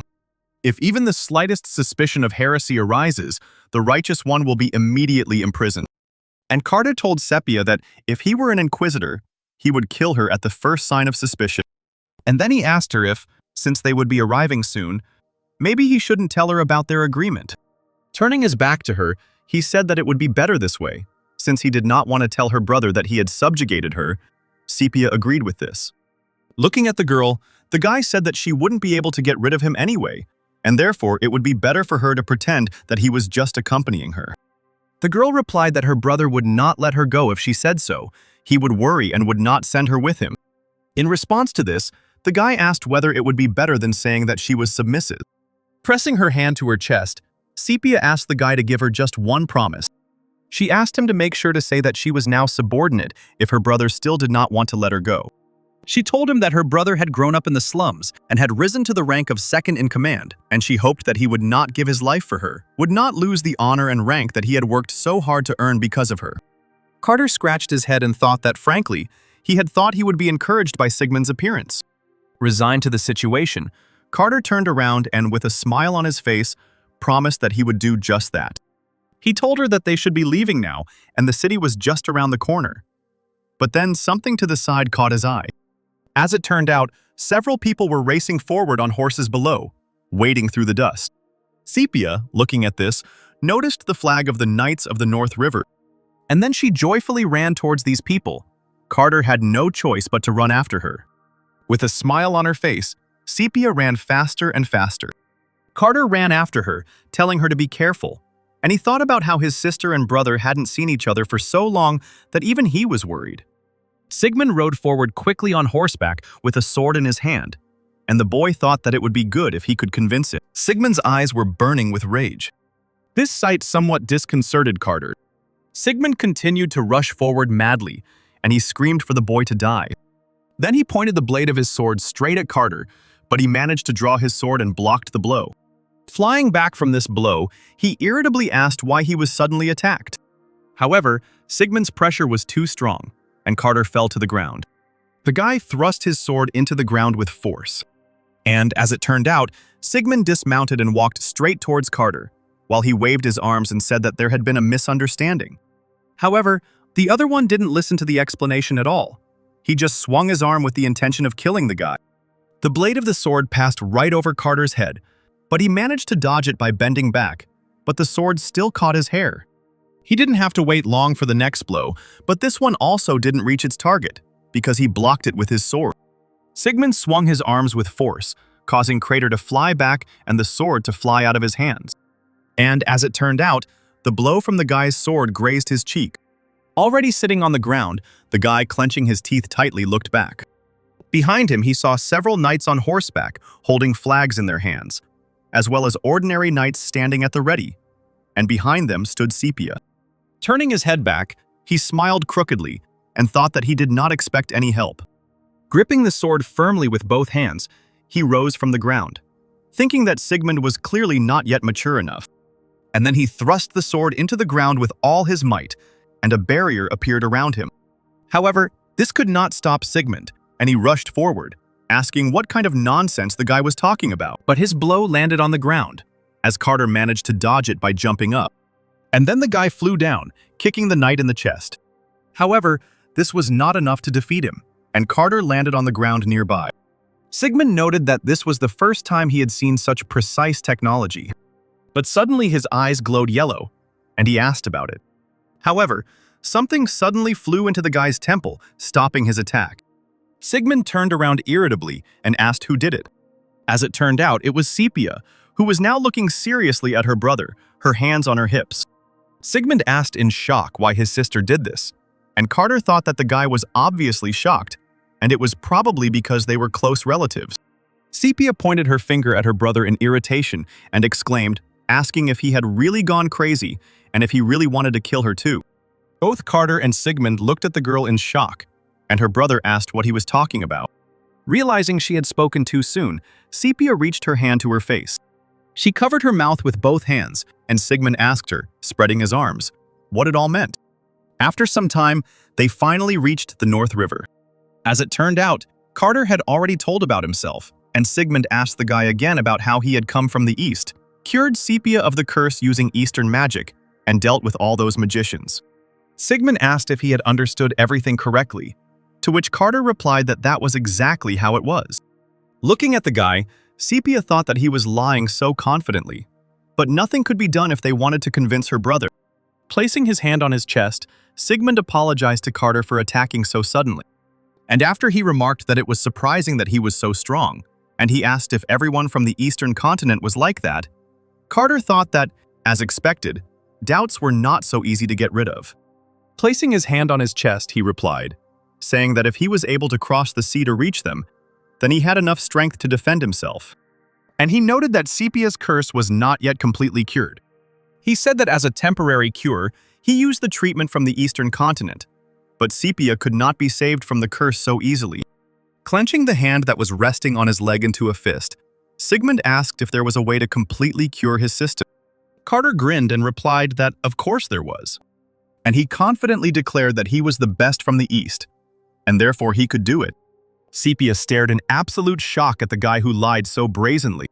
Carter said there was a similar case in his hometown, and they called it intangible poison. Treatment requires constant monitoring of the patient's condition because prescribed medications are constantly changing, and it will take a long time to find them. Sigmund asked the boy what would happen then. In response, Carter said that then Sepia should go with him.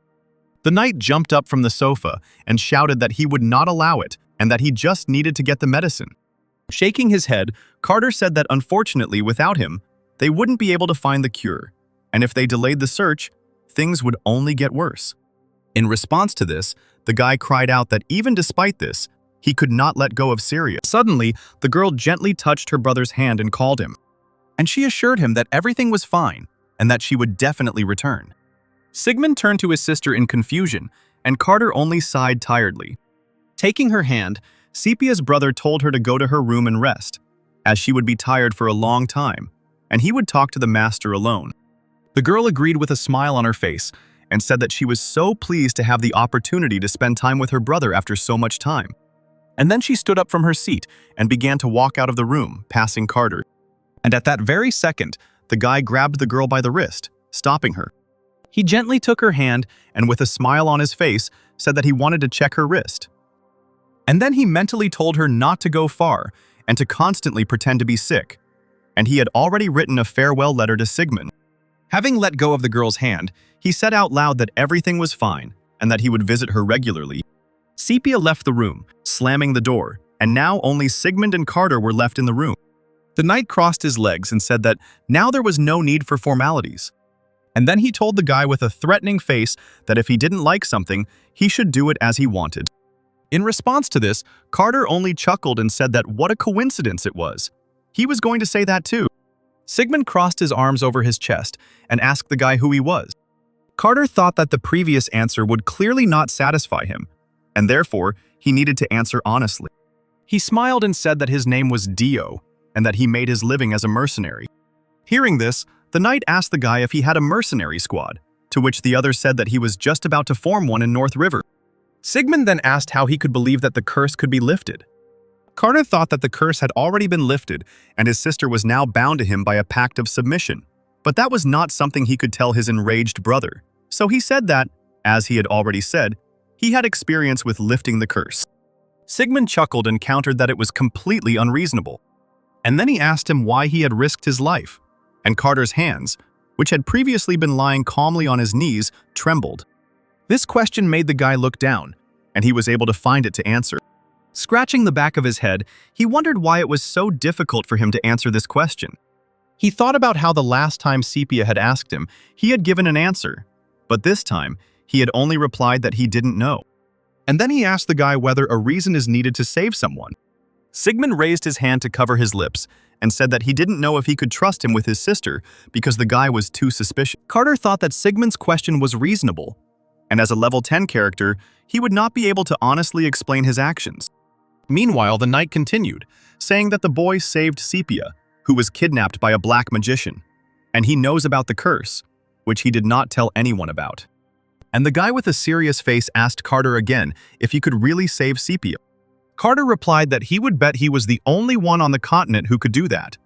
And then he suggested that the boy ask the Archbishop of the Moon about it. Sigmund clenched his fists tightly and responded that he didn't trust them.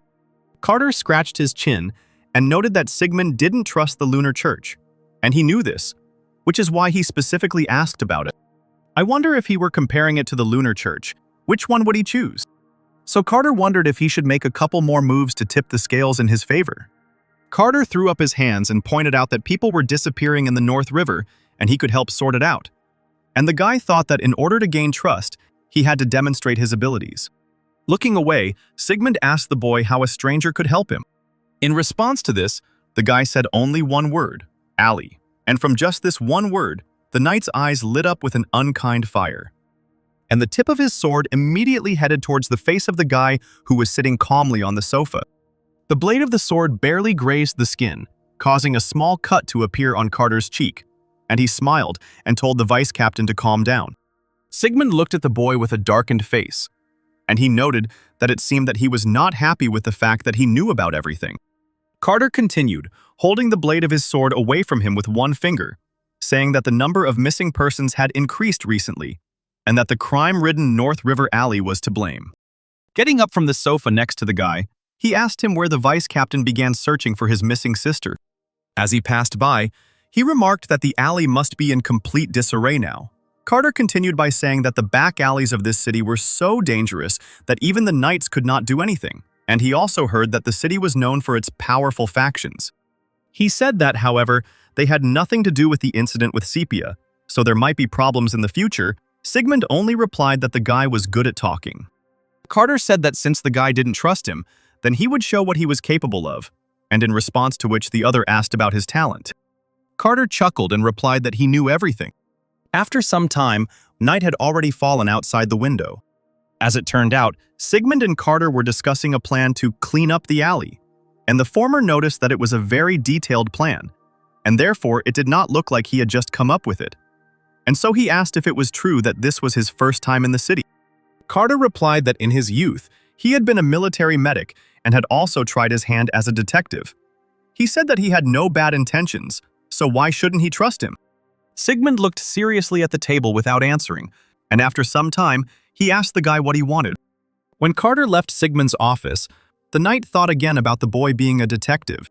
Even if he had heard about the alley in another city, he would not have been able to guess everything that was happening. The alley is really quite annoying. Can he really help solve this problem? Leaning on the table, Sigmund quietly said that, be that as it may, one should not trust the guy completely. The next day, Carter was walking through the bustling streets of the city. Looking around, he noted that everything in the game was the same as before.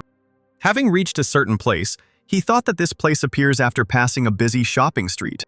And finally he reached the alley, the road that leads to the criminal world. The guy thought that since he had already played in North River, he remembered the plot with the alley well, but he was still a little scared. In the fractious world, there were two groups.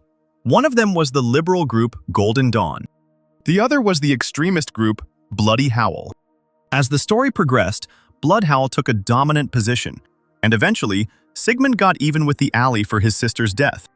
However, this time Sepia remained alive, so Sigmund would not touch the alley, and the Flood guy did not know how the story would develop further. However, the clue lies in the plot itself. He looked up at a sign and thought that Golden Dawn was defeated by bloody battle because it suffered greatly from Sigmund. And so it was time to unite them, and the guy headed to the Golden Dawn building. When he got there, he was met by a huge man named Ludens, who laughed out loud, saying that he couldn't believe that the guy had been sent by Sigmund, who had never even apologized before. With a smile on his face, Carter said that now they wouldn't have to wander through the alleys. The guy noted that even after suffering great damage, the man still greeted him with a smile. And even though he is the leader of a liberal group, he is still a criminal. Carter headed for the door, expressing his hopes that they would get along, and the man said goodbye to the boy. Carter walked out of the building, slamming the door. Having collapsed on the door, the guy replied that half the job was done. All that remains is the NPC's inventory. After some time, someone was using a sword to kill rats with knives somewhere in the sewers. One of the Crimeans rushed forward with a loud squeak. In response to this, Carter moved back a little, and then he extended his sword to the huge Crimea. But another rat decided to attack him from behind. However, before she could strike, she was immediately cut in two. As it turned out, it was Carter who swung his sword sharply, and the dead body fell to the floor. Looking at the stats window, Carter noted that despite having acquired the flame essence, his skill hadn't changed much. Meanwhile, another rat decided to attack the guy from the side. However, a glowing shield appeared around the guy, which was hit by the blow. And then the shield disappeared, and the guy swung his sword, striking. There was a red mark on the body of the rat that flew back to its fellows. Carter screamed, calling for an explosion. And immediately a flash of an explosion flared up in front of him. Suddenly, someone in blue clothes ran up to him from behind and asked him if he was okay. Turning around, Carter told Priest Krupus that he was fine, and he thought about how his fire resistance had been increased by the salamander kit. The priest noted that the guy was so strong that an explosive spell could destroy his shield.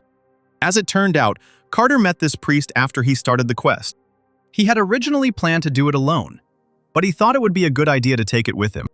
The priest thanked the guy with a smile on his face, and Carter replied that thanks to him, he was able to quickly sort everything out. And they decided that they had gone far enough and had dealt with all the ratmen. Carter turned and said goodbye to the priest, preparing to leave first. Cooper said goodbye to him, blessing him, and the guy quickly went further into the sewer, moving away from the man. But suddenly the priest smiled strangely and crookedly. He took out a piece of paper and read the description: a mercenary who wields a sword and uses explosive magic. And the man noted that it seemed he had found the one the archbishop was looking for. A few hours later, it was already evening. The men in the alley wondered if this was the same bastard. Another replied that Carter fit the description. And then he noticed that the guy was a Golden Dawn scout. Carter reflected that word had spread quickly about him, as was to be expected. As he walked closer, the bald man asked the boy if he was being too confident and told him not to relax since he had joined the Golden Dawn. And then he grabbed the sword that was in the sheath on his back. As it turned out, these men were from the Bloody Howl. The guy chuckled and thought that he had already reached level 90. And then he said with a smile on his face that he just wanted to see their boss. And if they want to suffer, then let them attack. This phrase angered the men, and they rushed at him with shouts and attacks. A gust of wind blew the hood off the boy's head, revealing his smile. After some time, something flew into the wooden door with a loud crash. And then some man flew out of it and onto the floor of the room. And this man, saying that they had come from the Golden Dawn, asked for help from his boss, who had long red hair. Carter followed him in with a smirk on his face, confirming the man's words. And then he asked if this was really their boss, and the boss, meanwhile, became furious. Having brought the body of another criminal into the hall, he asked the man if he was really the boss of the Bloody Howl. And then he threw the man forward, onto the floor at his boss's feet, and thanked them for bringing him here. With a smile, the boss of the Bloody Howl noted that Carter was the same one from the eastern continent that Sigmund had brought. He heard that he first came to the Golden Dawn, and then he asked what brought him here. Carter replied that Sigmund had given him an assignment to clean up the alley. The man, hearing this, smiled wryly, and then he grabbed his head and laughed loudly. And then he told the guy not to lie to him, because this proud Sigmund would not solve the problem with the help of a stranger. Then he threw a bottle at the wall behind the guy, and it shattered into small pieces. And then he raised his hand, cracking his fingers. And he asked if the guy was sent here, it means he came to declare war? However, Carter only replied that this was not the case. The man froze and asked again. And then he asked what it meant, and the guy replied that he really had come here at Sigmund's request. However, he was not his henchman at all.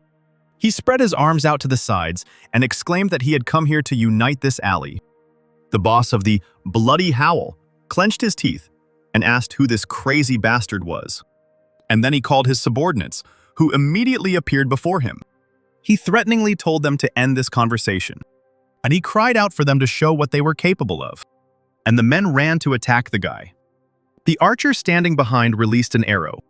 However, this arrow did not hit the target because the guy managed to grab it before it touched him.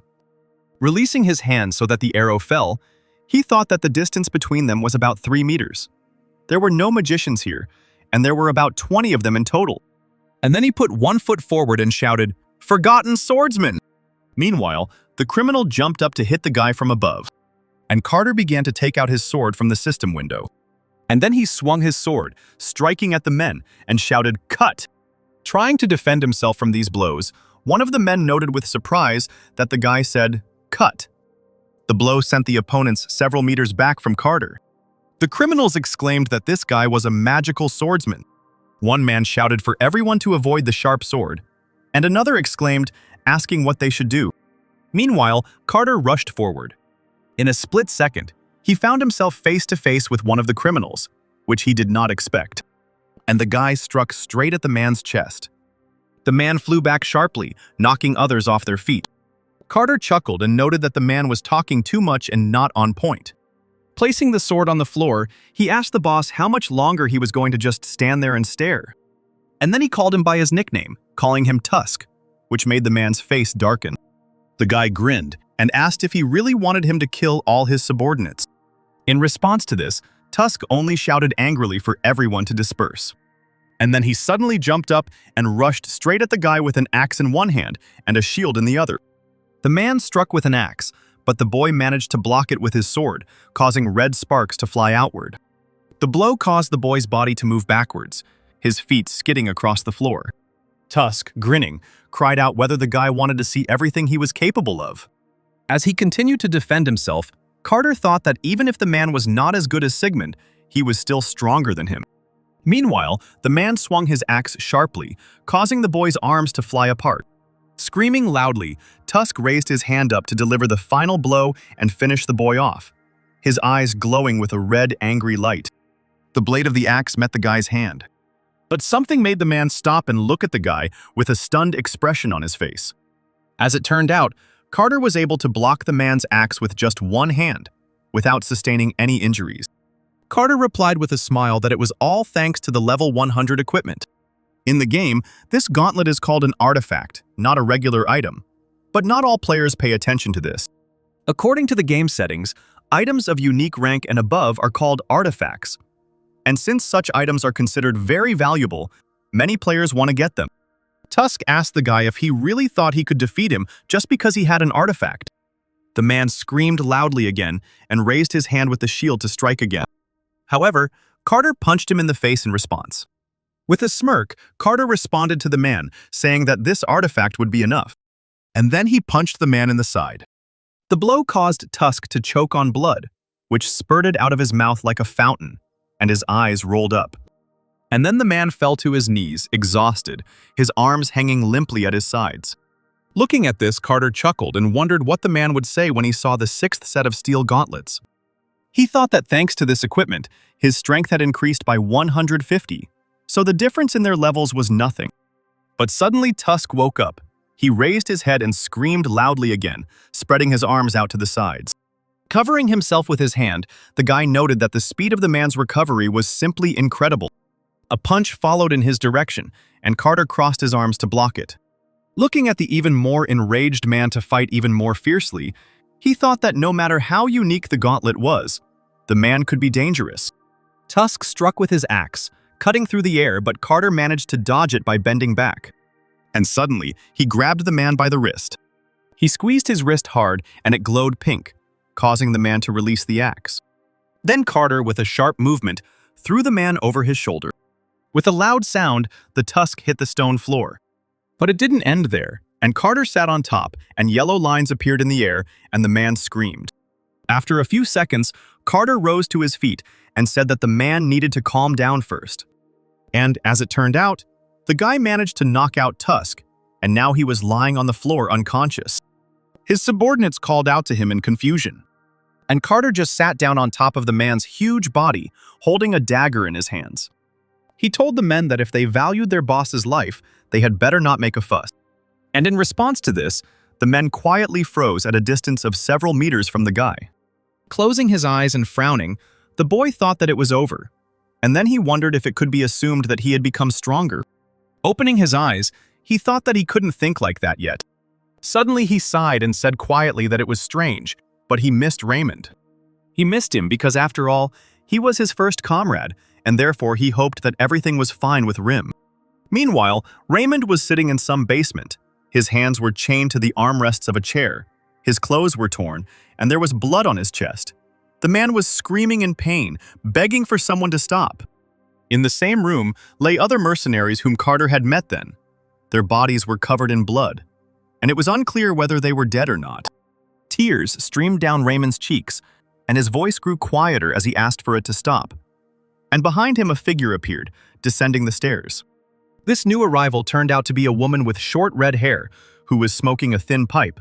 The ugly hunchbacked man asked her if she had arrived yet and called her Mrs. Scarlet.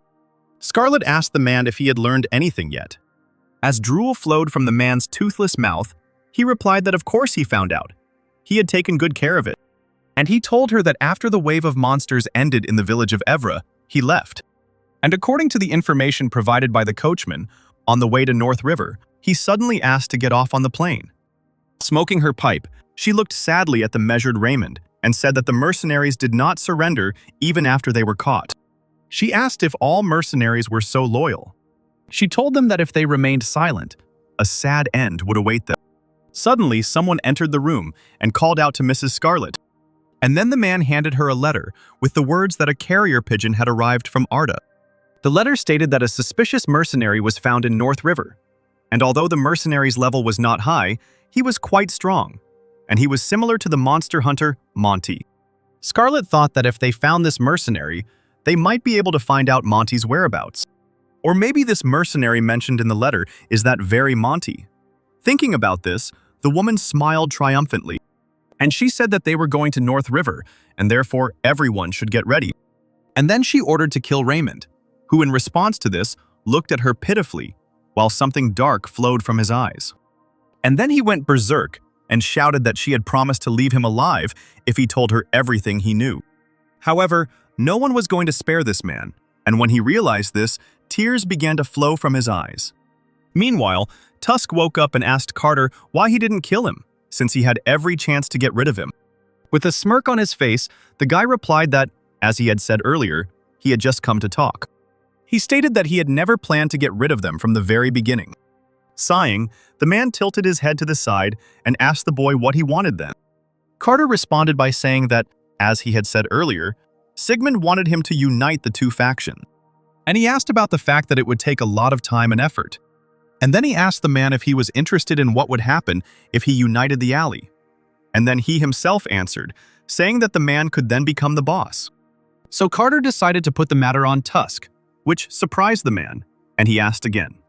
Carter said he made the same offer to the Golden Dawn, but they didn't like it at all, and they are the type to smile in your face and then stab you in the back. Pointing his finger at the man, the boy declared that, unlike them, he liked him.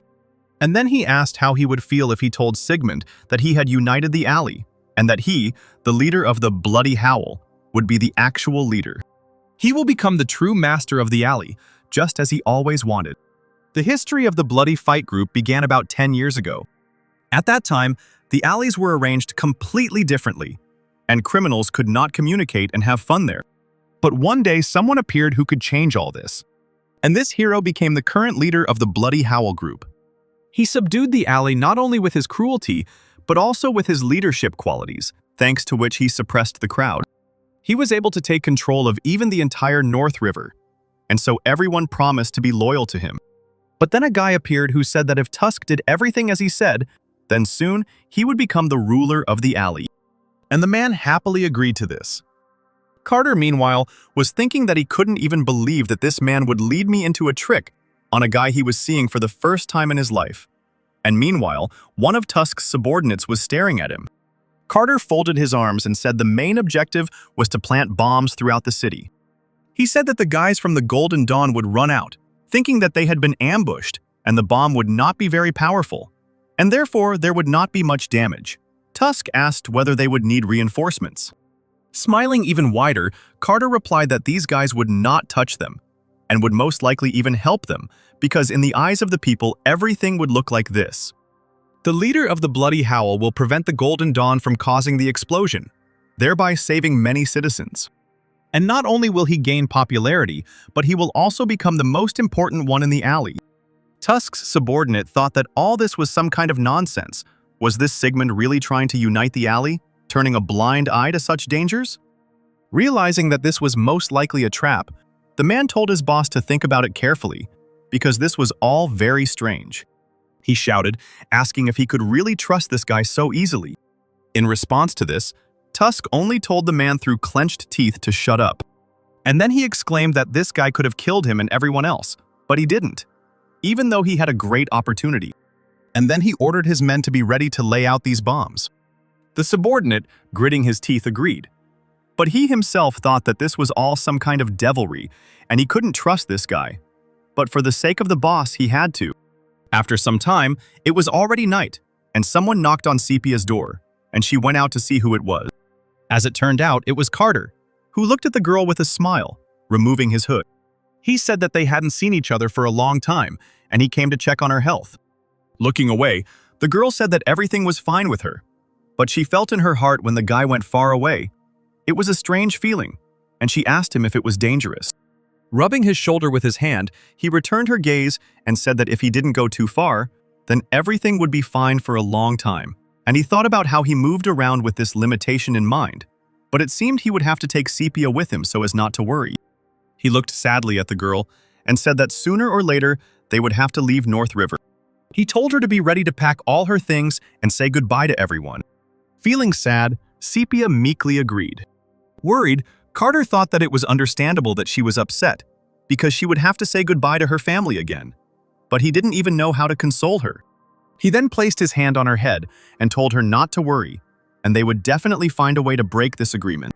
He told her with a smile that before they left, he would let her look at the beautiful sky over the North River. After some time, Carter headed into the forest. He chuckled, thinking that he was not one to try to please everyone. And he asked Sigmund, who was standing opposite him, about how they should start the conversation. And then he thanked the guy for waiting until he finished talking to his sister, and then he said that he was all ears. An irritated Sigmund told the boy to stop being sarcastic, otherwise, if he got too clever, he would cut his head off. And he told the guy that he had been following him all week. And the knight said that it was a wonderful job. And then he asked him if the main task was to unite the alley, then why did he suddenly need to go underground? He asked him if he really needed the money. Carter thought that he knew that Sigmund would follow him. The knight continued to say that he felt that attacking the leader of the Bloody Howl was an extremely dangerous decision, as the people in that group were very cruel and would kill a person without any hesitation. He asked him if he hadn't thought about what would happen to his sister if he died, and Carter was surprised to note that the knight was only worried about his sister. The guy responded to this so that the other one would not worry, because he had everything under control, and he only needed to follow his instructions. Sigmund agreed, and then he said that the leader of the Bloody Howl could not be allowed to walk freely through the alley, and while he thought he was carrying out a task on his orders, they had to catch him. Carter replied that it was, but they had to let him deal with the Golden Dawn first, and he told Sigmund to gather the knights and move out an hour after his signal. The knight asked what signal they were talking about. Carter smiled and replied that he meant the explosion. Sigmund noted that this could harm civilians, to which Carter assured him that there would be no civilian casualties. 4 days later, the decisive day arrived. Life in North River has been quiet for the past 4 days. No one even suspected that these were their last peaceful days. Tusk, with a smile on his face, said that they had finished planting the bomb in the square last night, and so now all that was left was to let. The subordinate replied that this was indeed the case and that an explosion would occur today at 12 o'clock. Tusk raised his hand with the bottle, saying that their moment of glory had finally arrived. He joyfully cried out that they were lucky that a man with the same goals had appeared, and that today, the unification of the alley, which they had dreamed of for so long, would take place. He thought that the Golden Dawn was an opponent that could be defeated at any time if he tried, but the problem was always with Sigmund and his knights. However, a guy from the eastern continent was able to solve this problem. Looking out the window, the man replied that there was very little time left until 12 o'clock. His eyes glowed red, noting that time was moving much slower today than it had for the last 4 days. At that moment, the leader of Bloody Howl had a premonition that he was being deceived. As a northerner from a warlike people, he could not ignore this. He suddenly felt that danger was approaching. Tusk stood up abruptly from his place, surprising his men. He grabbed the lid of the box he was sitting on, and then he opened it with a sharp movement, and his people asked why he did it. As it turned out, there was a bomb in this box. Noticing this, Tusk asked what the hell this was. And inside was a note from Carter, telling them to see what the bomb could do. And then there was a huge, powerful explosion. And at that very second, fireworks of different colors began to shine in the sky above the city. The woman and her child looked up at the sky in surprise and asked what it was, while her daughter waved her arms joyfully, saying how beautiful it was. Other townspeople also looked up at the sky, and they wondered if today was a fireworks festival, or if their master was having a holiday, or if he had simply decided to please them. Sepia, being in her room, looked out of the window, leaning against it.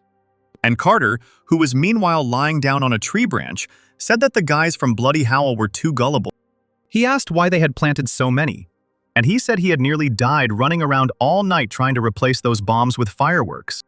And yet, the effort was worth it. The townspeople, who nevertheless decided that this was a gift from their master, looked at the sky, enjoying the fireworks, when suddenly someone noticed something to the side. As it turned out, there was smoke somewhere off to the side instead of fireworks, and the townspeople cried out that it looked like a fire had started and they needed to call security quickly. Carter lay calmly on a tree branch, noting how good it was, while the system reported that he was receiving experience for killing members and the leader of Bloodhowl. Looking down at the active skirmish, he thought that no matter how strong Tusk was, he couldn't handle that many bombs, and the rest of the group was fighting with all their might against the Golden Dawn. A Bloody Fight member pointed at the man and yelled that it was Ludens, to which he responded by yelling that they were complete bastards taking advantage of the moment. And members of 2 different groups attacked each other with the intent to kill. And the system informed the guy that the quest to clear the alley in North River was completed, and his level had risen, and the reward for it was the honorary medal of the Knights of North River. Carter looked at the fight with a smirk and noted that it looked like the Golden Dawn boss was already on edge as well. And this was only an hour after the explosion, so the Knights would already take care of the rest. And just at that moment, the North River Knights appeared in the alley. Carter noted happily that they were exactly what he had been thinking about. As Sigmund swung his sword, killing members of the 2 groups, causing a lot of blood to fill the air, the boy thought that he should go after Sepia. Sepia was still standing by the window, her palms resting against it, and Carter thought that leaving now, while her brother was busy fighting, was the best decision. But if Sepia meets her brother, then Sigmund might change his mind. Looking out the window, where fireworks could still be seen, she asked if this was the surprise that Dio had told her about. She gripped the window frame tightly, thinking that she really needed to leave the city. Suddenly, there was a loud knock on the door. The girl did not expect it, and therefore shuddered. Turning towards the door, she asked who it was that had come to her. However, no answer was heard. As she approached the door, she noted that this was strange, because she was absolutely sure that she had locked the door. Coming closer to the door, she checked it again, and behind her stood a large man. The Knights notified their commander that Zone 1 and Zone 10 had already been extinguished, and Sigmund told them it was good work. Wiping the sweat from his face, he thought, remembering Carter, that everything had gone according to plan. He noted that the Bloodhowl boss had died, and that Golden Dawn had been destroyed by the Bloodhowl raid. The Knights will deal with the remaining members of the criminal group. He thought that, looking at all this, one cannot help but recognize the guy's abilities, and therefore, it is probably better to entrust his sisters to him. And he ordered one of the Knights to remove Luden's body, and then they would immediately leave. But suddenly someone shouted loudly, calling Mr. Sigmund, and the guy's eyes widened in surprise. It turned out that there was some kind of purple smoke in the air, and the Knights immediately asked what it was. One of them noticed that some strange smoke was coming from the body of the head of the Golden Dawn. Sigmund, noticing this, thought that this smoke resembled traces emanating from a demon. He noticed something quickly jump off the roof and fly somewhere. Having noted in which direction something flew, he thought in panic that Sepia was in that direction, and then he gave the order for everyone to retreat back. Meanwhile, Carter had already reached Sepia, but he met someone there whom he did not expect. He thought that everything was definitely going according to plan. And he wondered where the leader of the Golden Dawn was from then. Ludens greeted the guy. Raising one eyebrow, he asked the guy if they could talk. The boy didn't answer, but only frowned even more, thinking that he hadn't heard the story of Ludens's life, even when he was playing. This is the man who expanded the Golden Dawn's position, not by force, but by his outstanding business acumen. But he was supposed to disappear after the appearance of Sigmund. The boy's hand trembled, and he quietly said that this couldn't be, and thought about whether he really had an unsolved secret. Looking at the man, he noted that he had changed a lot since their last meeting. Putting his hand on his chest, he asked with a forced smile what business he had with him. Ludens raised his hand and replied that he certainly had some business to attend to.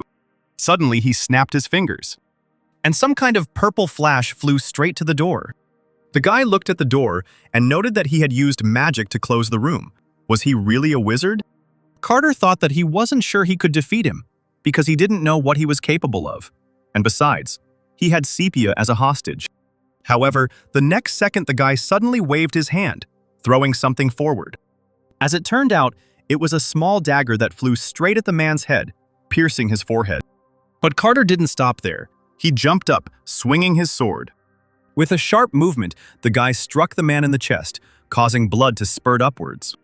Luden's body fell to the floor, and Carter pressed down on the sword, driving it deeper. Biting her lip, Carter thought he could kill the man with one blow.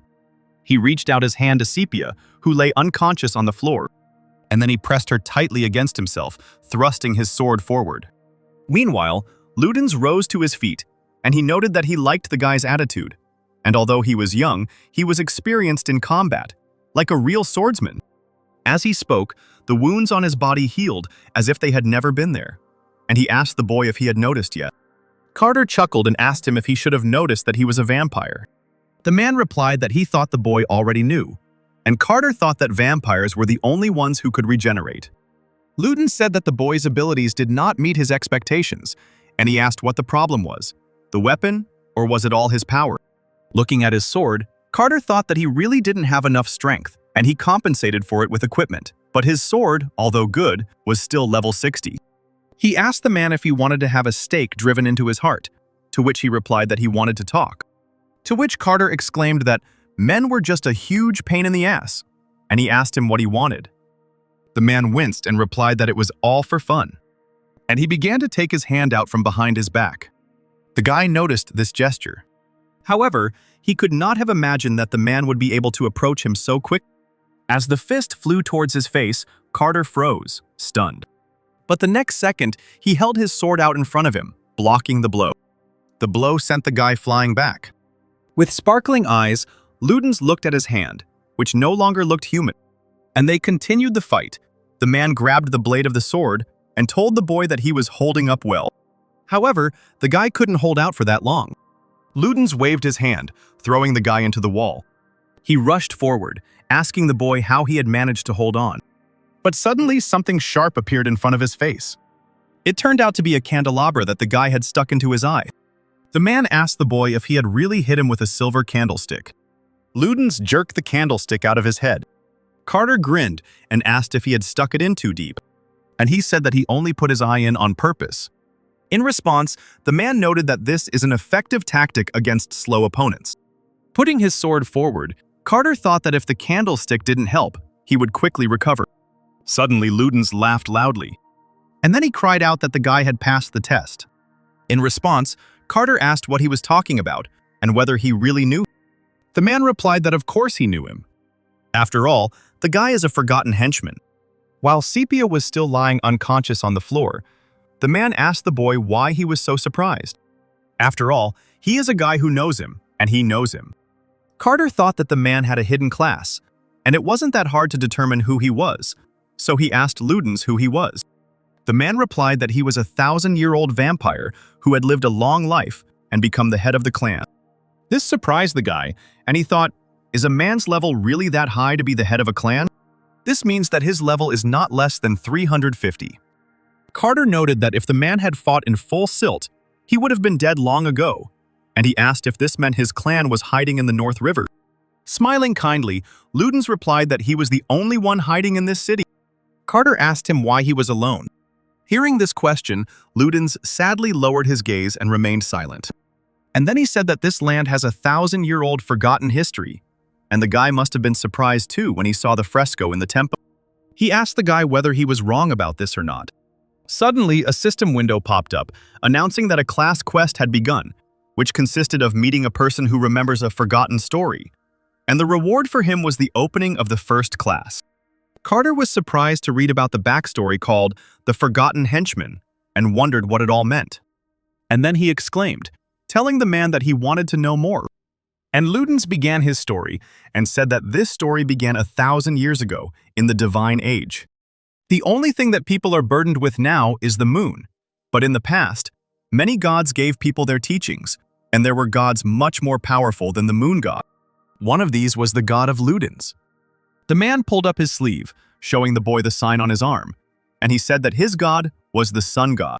Seeing this sign, he remembered that he had already seen it when he made a contract with Sepia. Carter reflected that in ancient times there were numerous faiths, but the only cult that survived was the cult of the moon god. But judging by the pattern, this pattern of the sun god belongs to one of the lost cults. But if this confession was stronger than the cult of the moon, then why did it not survive? Carter asked the man what the name of the sun god was. Ludens, hiding his sign on his hand, replied that he could not say this because the world was now under the control of the moon. He said that the people from the cult could find him, and then he warned the guy that he also needed to be careful because he also had the powers of the sun god. This statement surprised the guy because he did not expect at all that there was a divine power that he did not know about.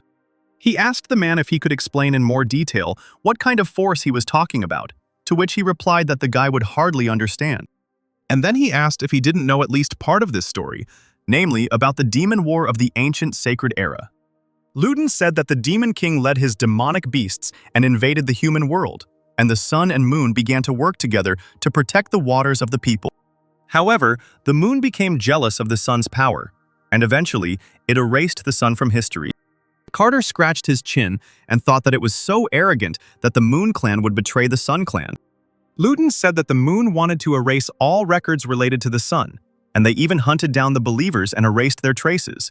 And so the sun was forgotten. Carter asked him if this was true, then how was he still alive? To which the man replied that he was the only one hiding from the eyes of the moon. However, all the surviving children of the sun were cursed, and the people from the moon even borrowed the power of the Demon King to take over the sun. They used various curses, the inability to live, to die, and also turned people into demons. Hearing this, Carter thought that the Death Knight of the Forgotten Temple, Adelia Dark, was also a supporter of the sun, and that is why he inherited this power. Ludens chuckled and noted that the boy finally understood. And he noted that he was not the only one who inherited this power. Looking at Sepia, he said that the power she was using was also definitely related to the sun cult. Carter was surprised to think that he had thought she was just using some kind of unusual magic, but he had never imagined that it would be divine power. Scratching the back of his head, Ludens said that it was because of her that he came to North River. And unfortunately, he made a mistake and kidnapped her. And meeting the guy was truly the will of the sun. Carter reflected that before this meeting, he thought that he was choosing his own path and making decisions about how and what to do. But is this really all the will of the sun god? Meanwhile, the woman sitting in the room and watching the fireworks sparkling outside the window remarked on how noisy this city was. Priest Kupris said that this was the first time he had seen something like this in the city. Scarlet ordered him to see what happened there and then report back to her. But before the man left, she asked him if he had found Dio, to which he replied that the last time he checked, he was with the North River vice captain. The woman asked about the relationship between the two guys, to which the man replied that he didn't know, because knights hide it well. Scarlet thought about what they said, that here in North River, the influence of the knights is much stronger than the Church of the Moon. She chuckled and remarked that she had heard that the vice captain here was outstanding, to which Kupris replied that Sigmund was known as a knight of great honor and faith. The woman remarked that this sounded funny, causing the man to look at her in confusion. The woman thought that destroying faith is a lot of fun, and that's why so many interesting things await her. Getting up from her chair, she told Kupris to get ready, and she said that she wanted to look at the face of this great vice captain. Meanwhile, Carter wondered if the god of this game had anything to do with his being stuck here. Suddenly, Ludens grinned and noted that the guy had come to the right place. And then he declared that the conversation was over. He said that Sigmund was already here, and just at that moment, screams were heard outside the door. The man said that the boy still had many questions, but he would definitely find answers to them. And afterward, he told him to visit Estelrum, where he met his close friend. Disappearing into the bright light of the portal, he said that they had not spent much time together, but he had enjoyed talking to the guy and asked him not to doubt his words.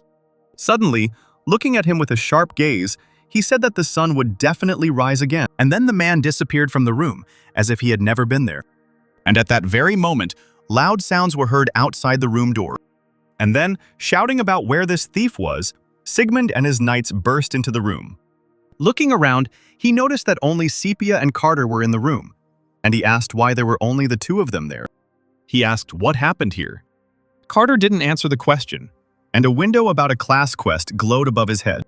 After some time, someone sitting in the cell told the guard to feed him, to which the guard only banged on the bars of the cell, ordering him to shut up. Lying in the hay, Carter replied that it was not his fault that something went wrong. He thought about how hard it would be to get rid of the false accusation, since he was connected to a demon. And he noted that this bastard had done so much damage, and now he was the one who had to clean it all up. Suddenly, Sigmund appeared at the guy's cell. The guard saluted, and the guy shouted for the other one to free him. In response, the guard shouted at him about how he dared to talk to his commander like that, and Sigmund asked him to leave them because he needed to interrogate the suspect. Standing at the bars, Carter frowned and asked the boy if he was being too cruel to him. Awkwardly looking away, the guy replied that there were too many prying eyes and apologized for keeping him late. And then he said that, however, something worse happened. Namely, the envoy of the moon came to visit, and Carter froze at this news. Sigmund continued by saying that he was said to be looking for a mercenary named Monty, and that he was also curious about the huge explosion that happened in North River, as well as the guy's connection to the demon. In response to this, Carter looked away tensely, thinking that the church was looking for him for some reason. Sigmund said that the Church of the Moon demanded that the boy and Saria be questioned, since they were at the scene of the incident together, but he refused this demand.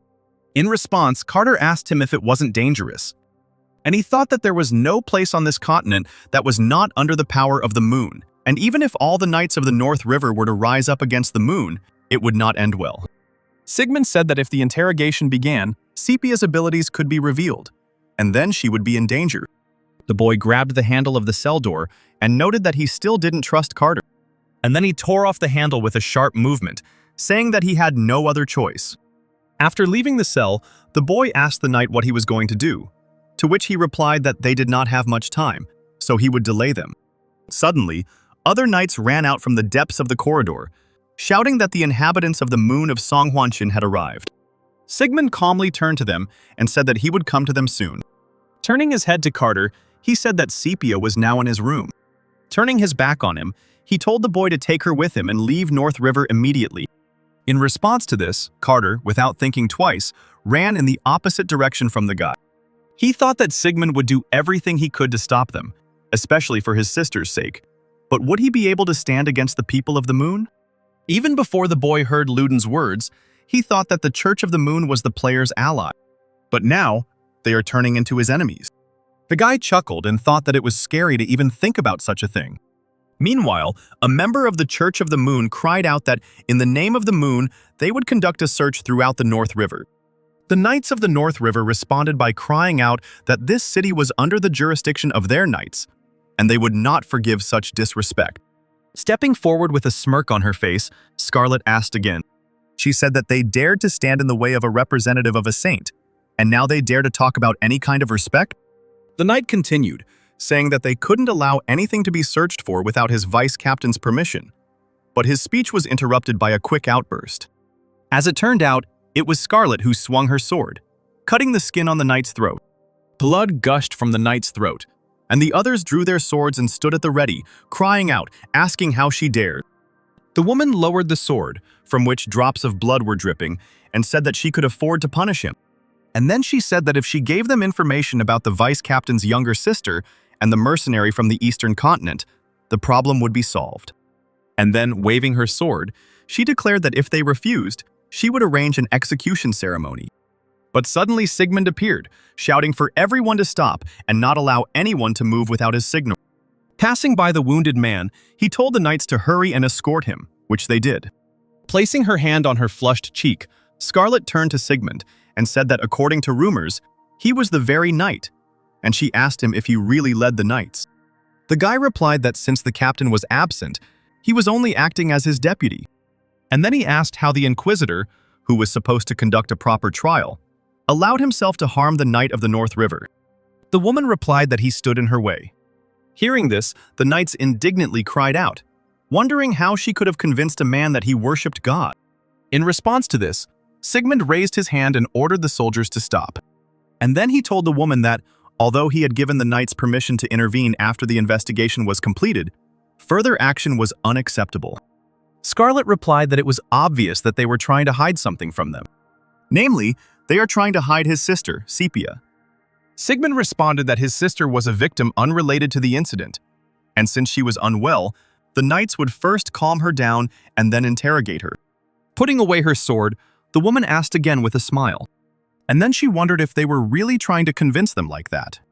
And then she suddenly rushed at the guy with a sword.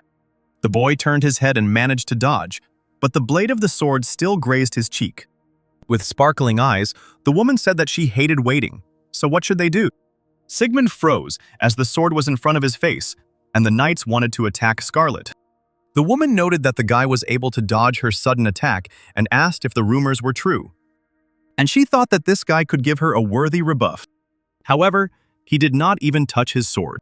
Placing her hand on her cheek, Scarlet said that it was so absurd that he had received the title of knight when he himself came from the slums. To which Sigmund replied with a grin that she was right. It was much worse than Scarlet's red rose goddess straightforwardness. Waving her hand, she noticed that the guy was also a gentleman, and then she rushed towards him again. The boy met her blow with the armor on his arm. Scarlet jerked her hand back and asked the guy why he wasn't showing off his skills. And suddenly her sword became flexible and began to wrap around the guy's arm. Pulling the rope, she threw the guy right on top of herself and asked him if he was just ignoring her. And her knee landed right in the guy's face. From this blow, Sigmund, holding his face with his free hand, fell to the ground. She placed her foot on his shoulder and pulled on the whip, telling him to stop squirming if he didn't intend to resist. Looking at the woman, Sigmund said that he was only being careful, and he thought that he didn't believe that they had decided to carry out such a radical investigation because of what had happened yesterday. Demonic footprints appeared in the city yesterday at noon, but Scarlet had already been there before. And the guy said that the woman said that the order's goal was to interrogate two people, namely his sister and the mercenary. And then he asked if the mercenary Monty was not the main target. Scarlet replied that she believed that this Monty was involved, and that the investigation into the demonic outbreaks was being pushed to the background. And it feels like they're trying to protect this mercenary. Sigmund replied that it was just a misunderstanding. He said he didn't know any Monty, and the detained suspect was also not this mercenary. Scarlet asked him again and thought that it didn't sound like a lie. But then why is he willing to risk his life to stand by his words? Out of knightly pride, out of devotion to his family. The woman thought that in any case it was worth paying special attention to this. Suddenly the Knights of the Order of the Moon called Scarlet. Turning around, she asked what was the matter. And suddenly they told her that they said the suspect had disappeared.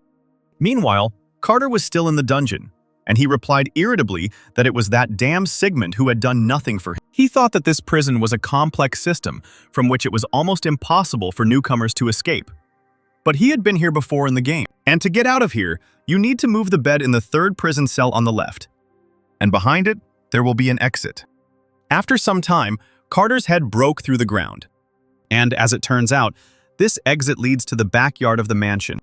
Hiding behind a tree, the boy heard the cries of the Knights of the Order of the Moon, and he noted that the paladins were already fighting.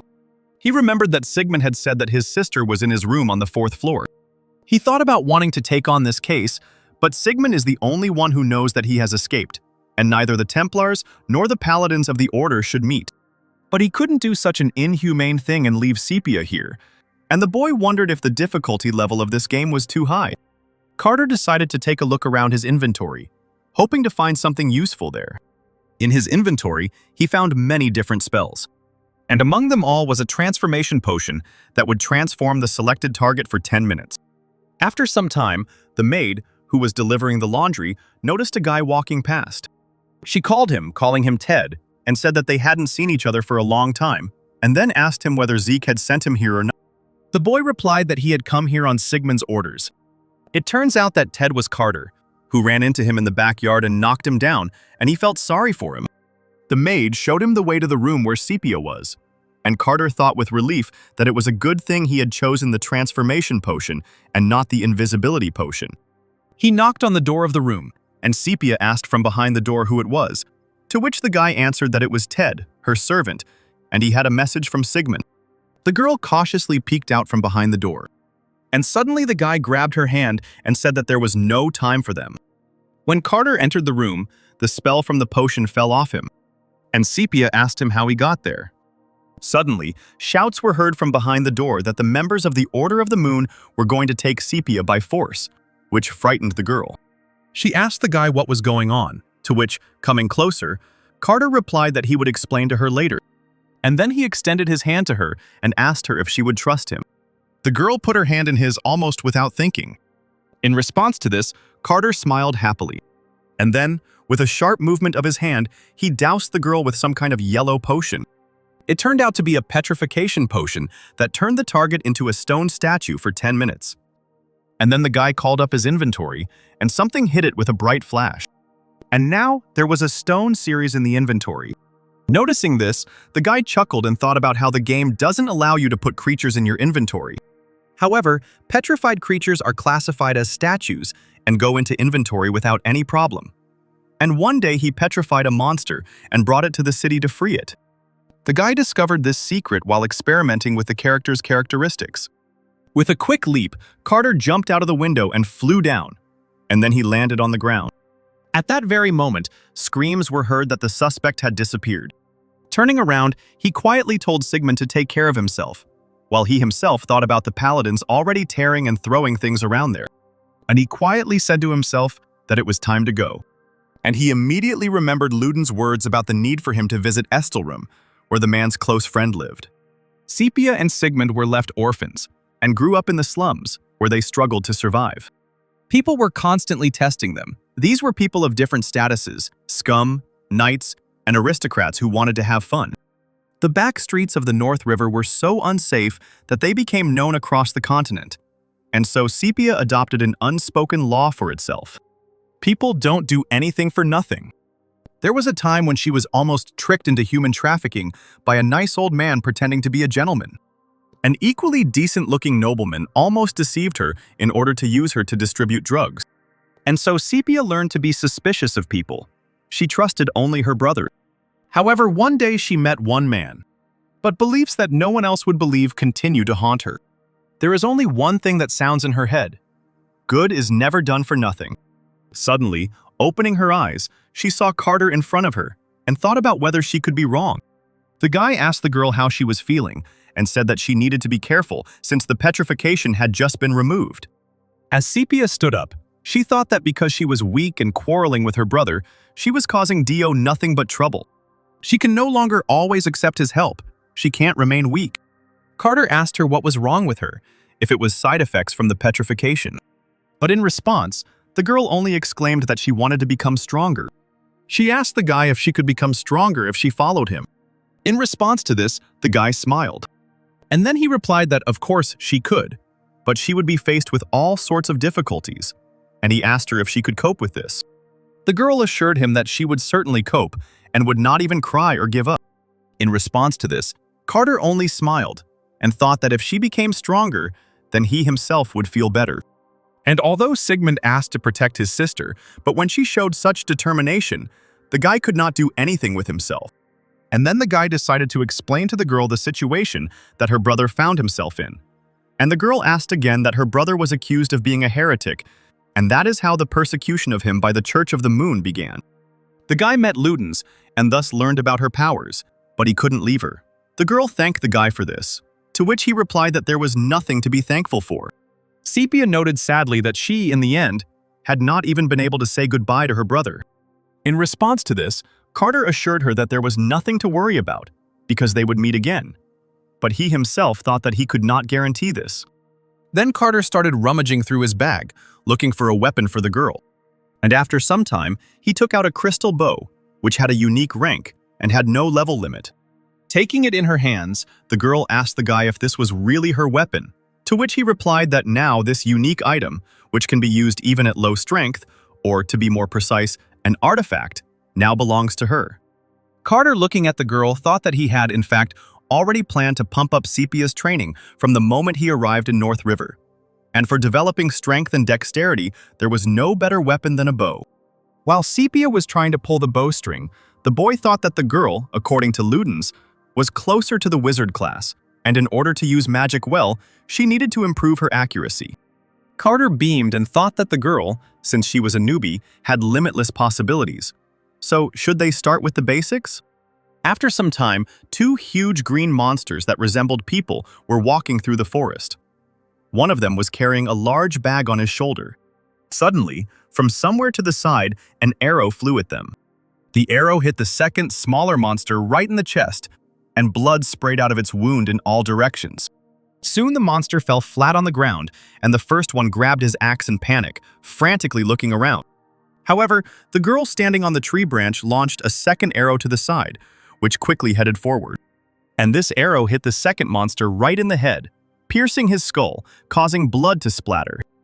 The sight caused the first monster to stagger back in panic, holding the axe in his hands, as his kin died before his eyes. The girl jumped from the tree branch and flew straight onto the back of the unsuspecting monster. With a quick and deft movement, she landed right on his neck, causing him to cry out. In response to this landing, the monster turned sharply and swung his huge axe, but the girl managed to jump up and therefore was able to dodge. Suddenly, she jerked her hand back with the arrow in it, and the arrow in her hand caught fire, and the fire illuminated the girl's menacing face. And then she plunged that fiery arrow straight into the monster's eye, causing it to let out a truly terrifying scream. After such a blow, the monster lowered his head while blood flowed from his eye, and the girl deftly jumped over his head, leaning on his neck. And then she pressed her bow to the monster's neck, causing it to throw its head back. Leaning her feet on the monster's back, the girls began to press their hands to themselves, trying to strangle the monster, causing its body to tremble. These actions caused the monster to open its mouth wide, revealing two lower fangs, and drool began to flow from its mouth like a river.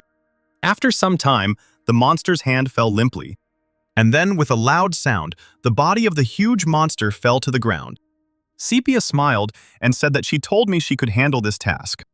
Carter scratched his head awkwardly and said that she had indeed done a good job, while he himself wondered where she had gone wrong and how she had managed it in the first place. The speed of Syria's learning was simply incredible.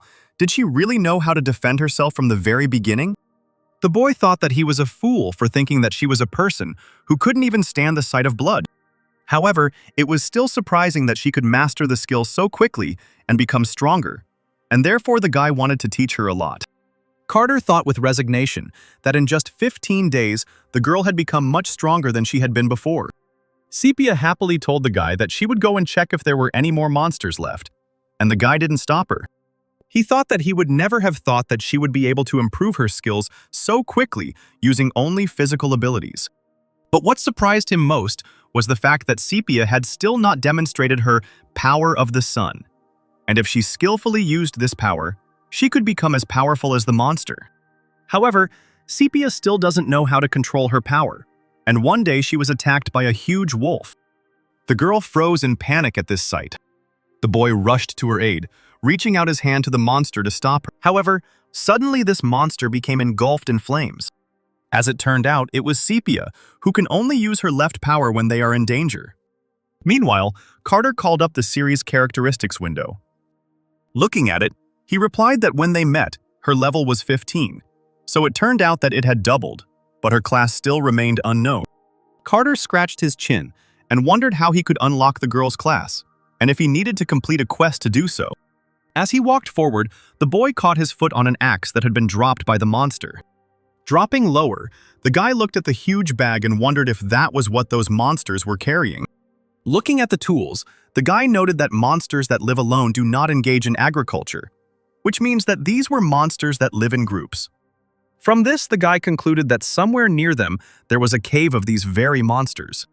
Sepia, who had already returned, looked at the guy and asked him if everything was okay.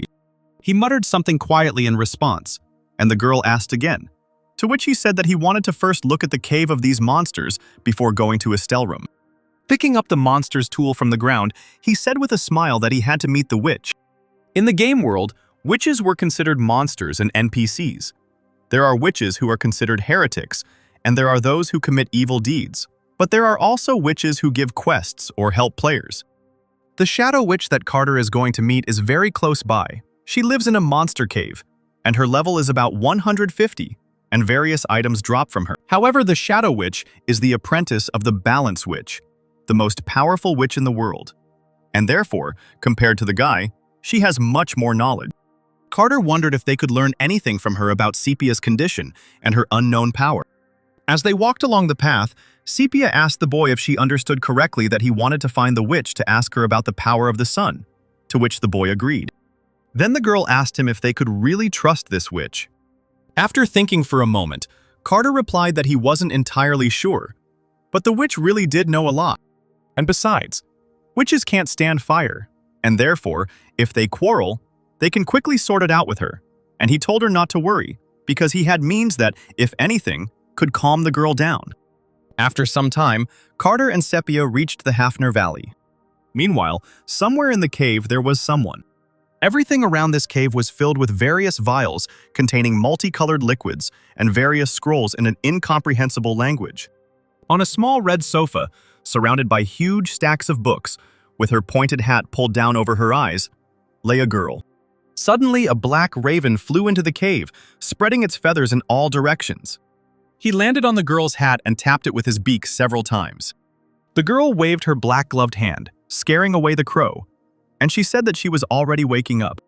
Lifting her hat higher from her eyes, she asked the raven, who had landed on her shoulder, what had happened. The raven's eyes flashed red, and he began to chirp rapidly. Having understood what the raven had told her, the girl asked again whether intruders had really arrived. Suddenly, she snapped her fingers and exclaimed joyfully that it coincided so perfectly with the harvest season, and she asked where her potatoes were. A few minutes later, those same huge green monsters arrived in her room and said that the lady had called them. The girl told them that they were said to have awns here, and therefore they should take away everything they had, and the monsters obediently accepted the order. Relaxedly leaning back on the sofa, the girl said that she hoped her guests had a lot of money. But then her stomach screamed loudly, and she put her hand on it, noting that she had not eaten anything for several days. But then she suddenly threw her arms out to the sides and exclaimed that if she had a lot of money, she would smoke herself a chicken and eat eggs every day. Meanwhile, several black ravens were already flying in the sky above the cave. Carter and Sepia hid behind the rocks at the entrance to the cave, and the girl asked if it was really here, since she didn't see any monsters, but witches. Looking at the flock of crows, the boy said that they should wait, and the witch must have already noticed their arrival. Then several huge monsters came out of the cave, and the guy remarked that if they wanted to meet the witch, they should first deal with the monsters. Pulling back the bowstring, Sepia stood up with a smile and said that she could easily deal with such monsters. But before the girl could rush into battle, Carter grabbed her by the clothes and told her not to hurry so much. The girl asked him if they weren't going to fight these monsters, to which the guy told her that they first needed to look at the map. Not understanding what Carter was talking about, Sepia asked again. In response, the guy nodded, thinking that in this game, there is no difference between high and low-level players in the ability to read cards. And if you can read cards, then your winning percentage increases significantly. Looking at the map, the guy noted that the appropriate level for this valley is 90. And now that he's with Sepia, he has to use different tactics than when he was fighting alone. Pointing to one of the towers, he told the girl to take care of the troops on the tower. He told her that the number of monsters she might encounter now was no more than that, and therefore, if she felt like she was surrounded, she should run. A little disappointed, Sepia replied that she didn't want to run away, but she was being very careful. Carter chuckled and thought that he had believed in himself too much, but then he felt relieved, because pride brings death to even the strongest. He told the girl to take charge of security, and he would take special care of everything else. Having placed the arrow in her hand, the girl pulled the string of her bow hard, and then she said that she was ready. After some time, the head of the monster that was on the tower appeared from behind the walls of the tower. Noticing this, Carter shouted at the girl that she should attack, and Sepia, pulling her hand back, aimed straight at that very monster. And she released the arrow. And this arrow hit the monster right in the forehead so that he would be on the tower. Then Carter and Sepia ran forward, emerging from their hiding place. The girl jumped up, raising her hands with the bow above her head. Then she swung her arms sharply, hitting the monster on the head. However, another monster with a club in its hands was about to attack her from behind. But this monster was already eliminated by Carter, who quickly swung his sword. And then he looked with a smile at the girl, whose face was serious. Then 2 arrows pierced the other monster, hitting him right in the chest and sending him flying back. The monster's body fell down with a dull thud, and Sepia placed her foot on it. And as it turned out, all the monsters had already been defeated and were lying on the ground. Sepia brushed the streaks from her forehead and took a deep breath, sweat trickling down her face. Carter, saying that the girl had done well, handed her a bottle of water. The girl gratefully accepted the bottle from the guy, who looked at her smiling. Looking at her, Carter thought that she had no injuries, and therefore, she had really improved her skills. The guy called up the stats window again, and his window and Sepia's window appeared in the air. He sighed and noted that the girl had already reached level 49, and if she had been level 50 and he knew her class, he could have given her a more effective weapon. And although the crystal bow is a powerful weapon, it still cannot kill a monster with one blow. Suddenly, the girl asked Carter what they would do with the witch, and the guy immediately came to his senses. The girl asked if they should talk to her after everything they had done here. Thoughtfully, Carter replied that the witch would be very angry. Then Sepia noted that then they would not be able to talk to her. But in response, the guy said, smiling, that he had one good trick. As Sepia walked through the cave, she said that she didn't think there would be any fight, so there was no need to worry.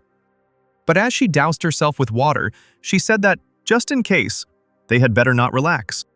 Agreeing with the girl, the guy thought that she had been raised to be a tough nut to crack. The system reported that they had arrived at the monster cave in the Hafner Valley. Sepia noted that it was so quiet in here, and she asked if it was because all the monsters were outside. Carter replied that there should still be a monster shaman left in the cave, but he was not going to kill him. He thought that the witch had put a lot of energy into this shaman, and therefore if they killed him too, then the conversation with her would be very serious. Moving on, the girl asked what they should do next, to which the guy replied that they should go around the shaman and go straight to the laboratory. Carter looked around, searching for something. And then in one of the walls he found a short passage to the witch's laboratory. Seeing this approach, he thought about how there was controversy when this wire was first discovered in the game. People argued about whether this was a bug or a design error. But in the end, it was concluded that it was carefully designed. Suddenly, Sepia asked the guy if he had really been here before, since he knew everything so well, which made him shudder, but he replied that he had already been here. And then he climbed into this passage. On the other side of this passage there was a metal grate, and in front of it there were books. Carter rolled down, broke through the grate, and entered the laboratory. After some time, Sepia also reached the laboratory, where they saw a girl sitting on a chair. Carter turned to her, asking if she could hear him. In response to this, the witch suddenly laughed. And then she suddenly turned around with a loud laugh at her guests. The guy replied that they had come to the right place, and the girl asked if the witch was definitely there. But suddenly a tear ran down the witch's cheek, and she said that she needed her potatoes to last for another 6 months. Carter replied that it was surprising that she was still struggling for food. Getting up from her chair, the witch walked closer and asked them if they knew how much one such monster cost, and then she said that they would repay her for everything. She cried out that they would repay her with their death, and a bright light engulfed her body. In response, Sepia raised her hand and pulled the bowstring.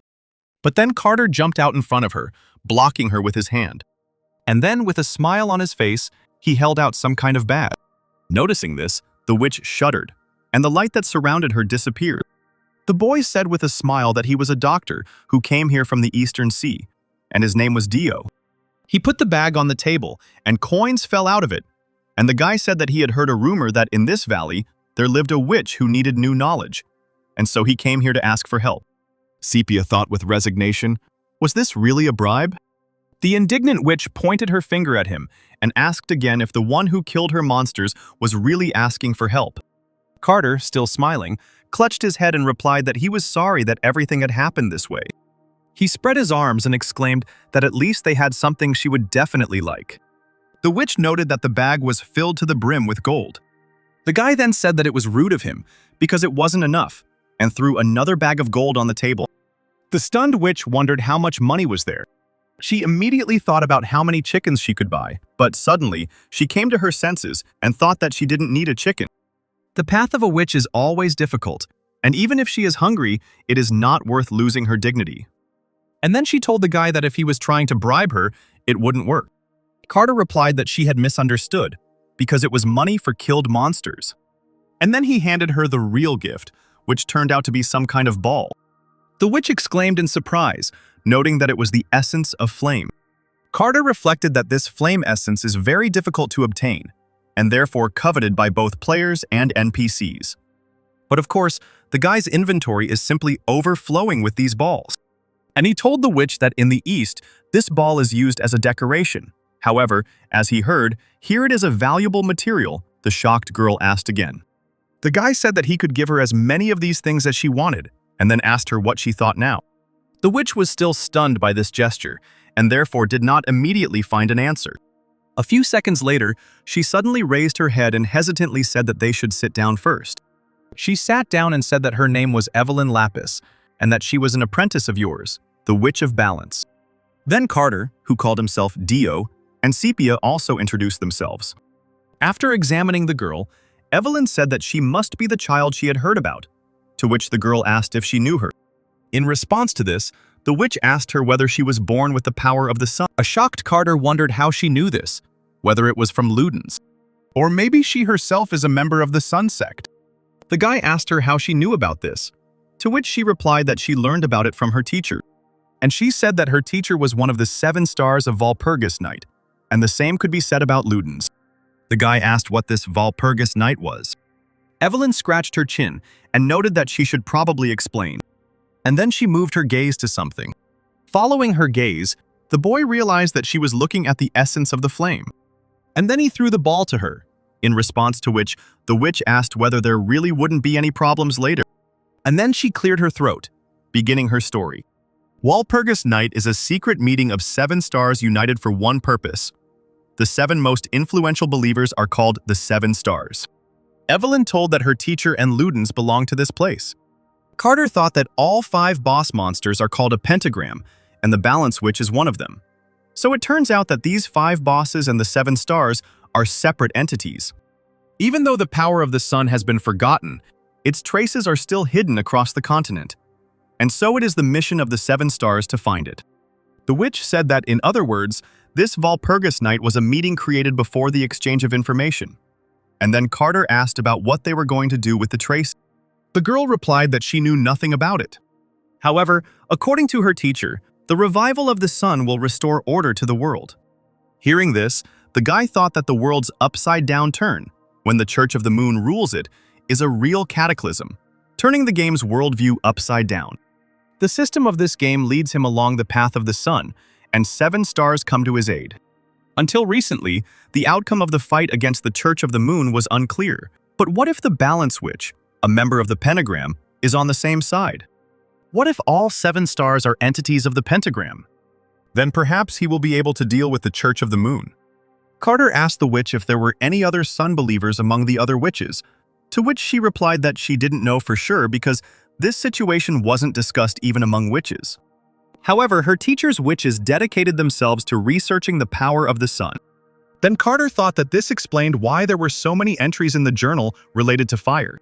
He asked what exactly she was researching, to which the witch replied that she was researching whatever she could, but in general it was a research paper on restoring the power of the sun. Then the guy said that it seemed like she was very unhappy about helping her teacher with his research. In response, Evelyn cried out that of course she was unhappy, because she was only 26 years old, and she couldn't even imagine that she would succeed. Rolling over her head, she screamed that she was only taking care of this monster farm because of this research. Carter noted how noisy this witch was. Her behavior reminded him of a graduate student who also complained when he got drunk, and who also lacked funds for his research. Suddenly, Sepia asked the witch if her teacher didn't rely on her. In response to this, Evelyn asked, and then she rushed to hug the girl, saying that she was very good at understanding people, and that she was the most hard-working witch. The guy clutched his head and said that he didn't come here for nothing. And then he said that the witch could unlock Sepia's power. After thinking for a moment, Evelyn replied that she didn't even know. And she began to look at the girl. They held hands, and some kind of flow of energy appeared around the witch. She asked the girl if this power often manifested itself when emotions built up, to which she replied that sometimes it happened, and it manifested itself when she was in danger. Sepia noted that she was constantly losing consciousness. Evelyn said that perhaps this force was much more powerful than she thought. But at the moment, she couldn't help control this power in any way. Carter said he thought so, and thought that it seemed like there was nothing more he could do. But then Evelyn exclaimed that she could help control the uncontrollable rage. Surprised, the guy asked how this could happen. The witch replied that she was using her shadow to awaken another consciousness. The shadow she's dealing with isn't just a shadow that follows her. It is more like another consciousness that thinks and moves independently. In other words, it is another personality. Evelyn exclaimed that Sepia would no longer lose consciousness every time the power manifested, as the shadow would allow her to gain another self-awareness. Stepping forward, the boy said that this sounded dangerous and that it would not be the Sepia he knew. To which the witch replied that everything was not so, because there were many personalities inside a person, and it was only necessary to bring out one of them. The guy thought that everything had become much more complicated, and perhaps this was not the best solution. But this was all that was left for now. And it would be much better if Sepia used her power consciously. Evelyn said that even if the girl could use her power consciously, she still needed training since she didn't know how to use magic. She said that it would be nice to learn the art of magic from their witches, but it was impossible if she did not have the talent to control magic. Magic exists in every creature, but if there is no talent, then nothing will come of it, even if you suffer until death. Sepia looked away uncertainly and thought. And then she exclaimed, asking if she could teach her. Carter noted that everything changed that day, and the girl developed a strong desire to learn.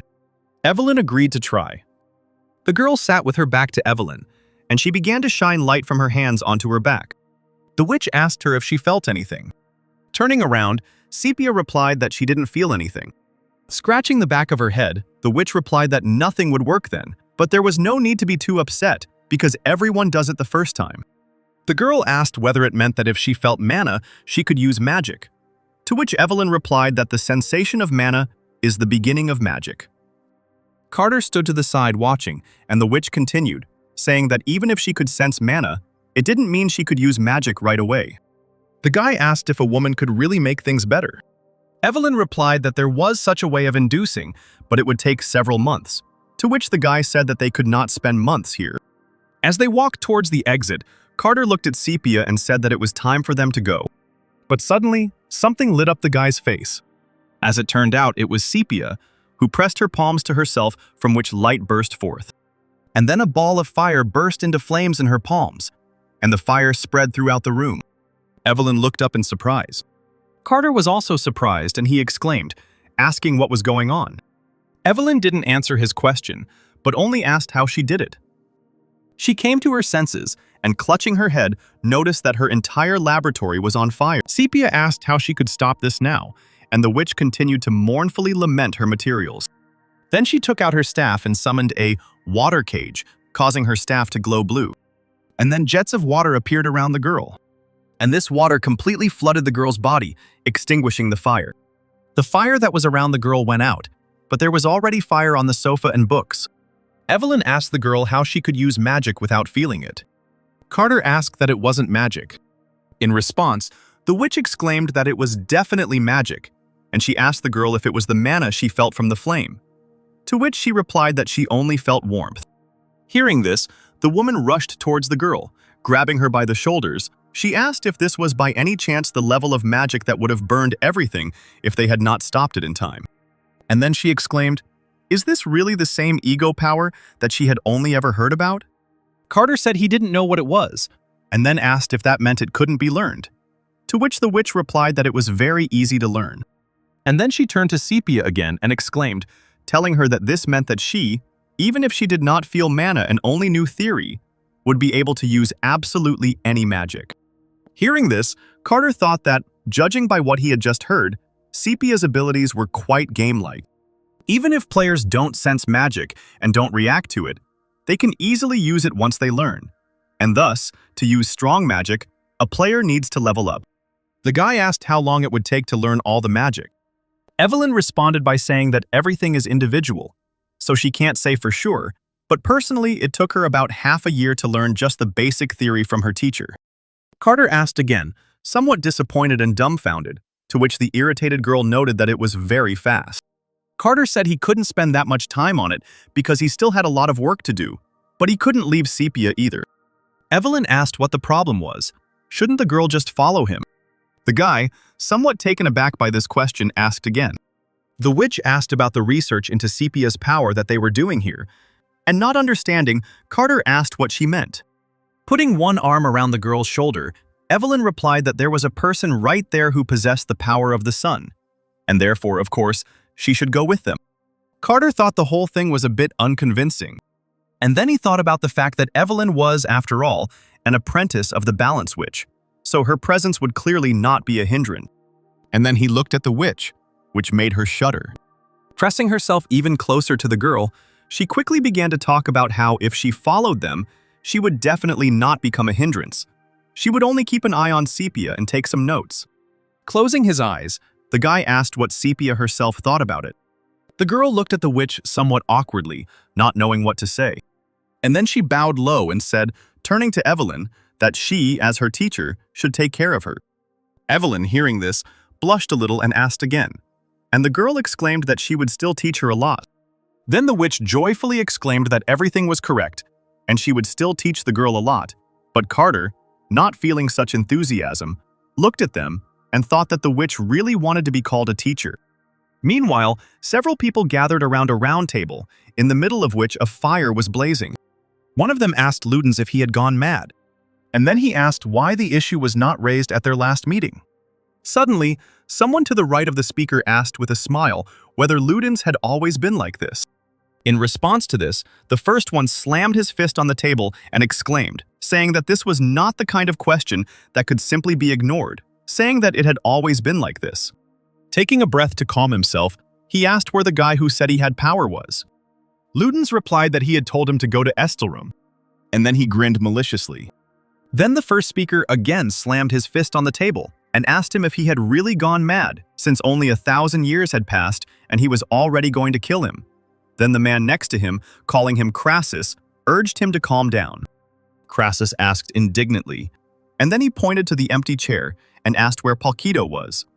And he noted that the full moon was already approaching. Crassus rose from his chair and suddenly cried out, and his whole body was illuminated by the bright light of lightning. And then it appeared in his hand. Pointing him forward, he said that if the man was telling the truth, then that guy must be the key to gaining the power of the sun. And the man was talking about how he led them to the cemetery of death?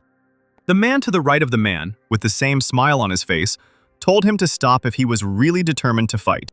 And then he told him to think carefully, because battles between the 7 stars are forbidden, to which Crassus did not find what to answer, but only stood silently with a bow in his hands.